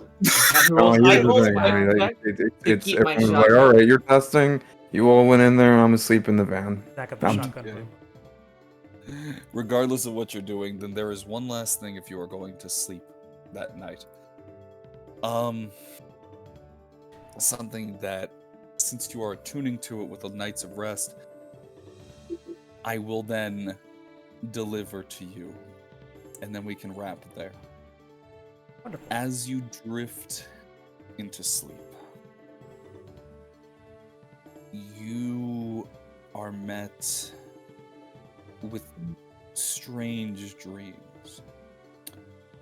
Dreams rather unlike a dream that you've had ever before. It felt real, but it wasn't you. From the perspective of someone smaller, and as you witness this all playing out, you have no control. But you find yourself staring face to face with your mentor, Dr. Harmus Worf, who is looking down at you with a gentle hand placed onto your shoulder. And then another hand does the same. As the gaze meets Dr. Worf, it then drifts over to see a much younger you, sitting right outside the edge of your van and speaking, but you can't hear it. As this child climbs into the back of your van, and the doors are closed and they are trapped in darkness. As your vision fades, and as your dream fades, you are granted a final vision. You're granted a brief flash of fire, of a smell of sulfur, and something wrong. And as your vision is overtaken by the flames that dance with a purple hue around you, you find yourself standing in the sky, looking around at what appears to be almost broken glass. And from the top of this peak, you swear you could see the whole world beneath your feet. And a whisper hits your voice, hits your ears. It's faint, it's very distant, but as it does, you feel a horrible dread.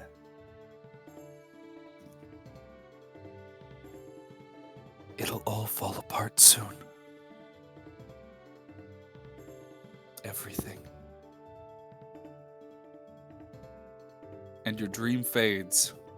You awaken the next morning to find that the dampening device has found penchants and has attuned to you, but not how you would have expected it.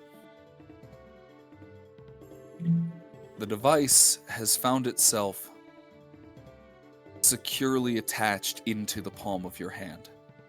I seriously thought you were about to say on the face. Yeah, it's just in her face. I thought you were gonna say like half phased to my chest or something. Well, actually, I thought you were gonna I say the should center have. of her I chest. actually should have said the center of your chest. That makes more sense because of how you were cradling it. Yeah, it would be the center of your chest. Oh my god. Okay, first of You all, got Rocco. yeah. First of all, Genevieve wakes up. It's like that's purple, and looks down. Oh yeah. Yeah, Karia. It's like purple fire.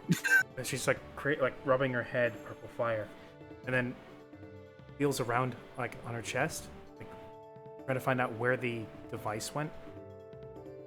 Feels the hard swell on her her clavicle.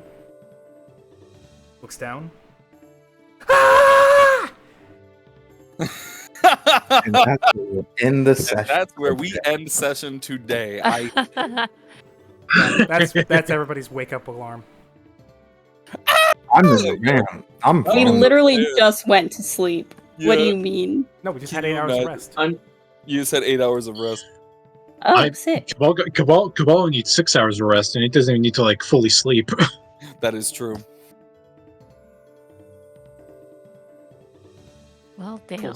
Yay. Gets off the floor. What's wrong? Yeah, Anyways, good session, everyone. good session. Yeah. I gotta eat food. Yeah, we'll need to figure out that shit next time. Later.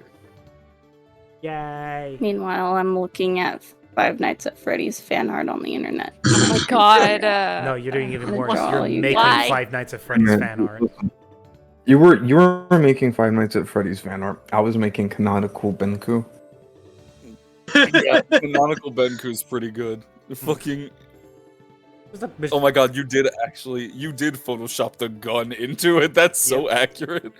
Yep. You can even tell it's Photoshop because you can see the second arm underneath the first arm. Yeah, I see it now, but I was like, wait a minute, what the fuck? Yeah, there it is. That is photoshopped, and then I see the two blunts sticking out of his fucking face.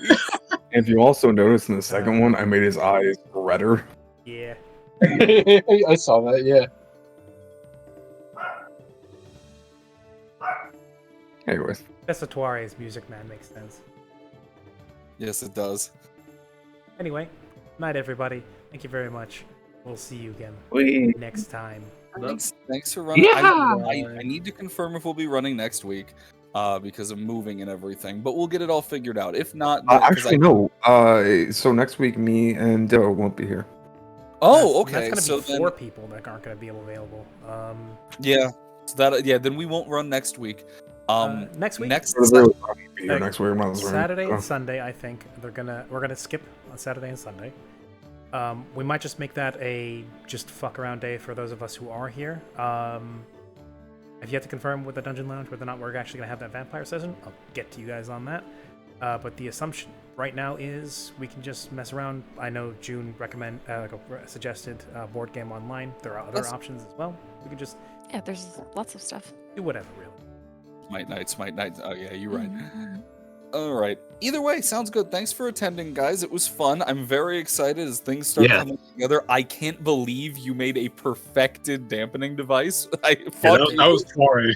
Yeah, that was mainly Tuare. Yeah, good job, Tuare. You piece of shit. I'm very Wait, proud of you. let me double check here, right? Because the fun thing about Roll20 is that it actually sees even if you have advantage or disadvantage, it always has the same order. It shows you the order that the dice were rolled in. So there is a solid chance that because I know at very least some of those rolls, some of those were on the second one. Yeah, and if that was the case, the first nat 20 was on the second roll. The second nat 20 was on the first roll. The dirty 20 was on the second roll, and the third nat 20 was on the first roll. Yeah. So quite honestly, it was evenly spread between you two. That's pretty good. Cabal and Tuare came together to make literally one of the most powerful items in the game so far. Looks at my heart. Science. Yeah, looks at your heart. Yeah, I'm waiting to see what they do with that. But I digress. We'll figure that out next time. Thanks for playing, everybody. That was fun. Yes. Yeah. I'm gonna go eat. Also, Go eat. Also, I've been holding on to this. Yes. Pizza. I've also been holding on to this for a very hot minute. I'm gonna just throw this in the Irish Most Wanted one.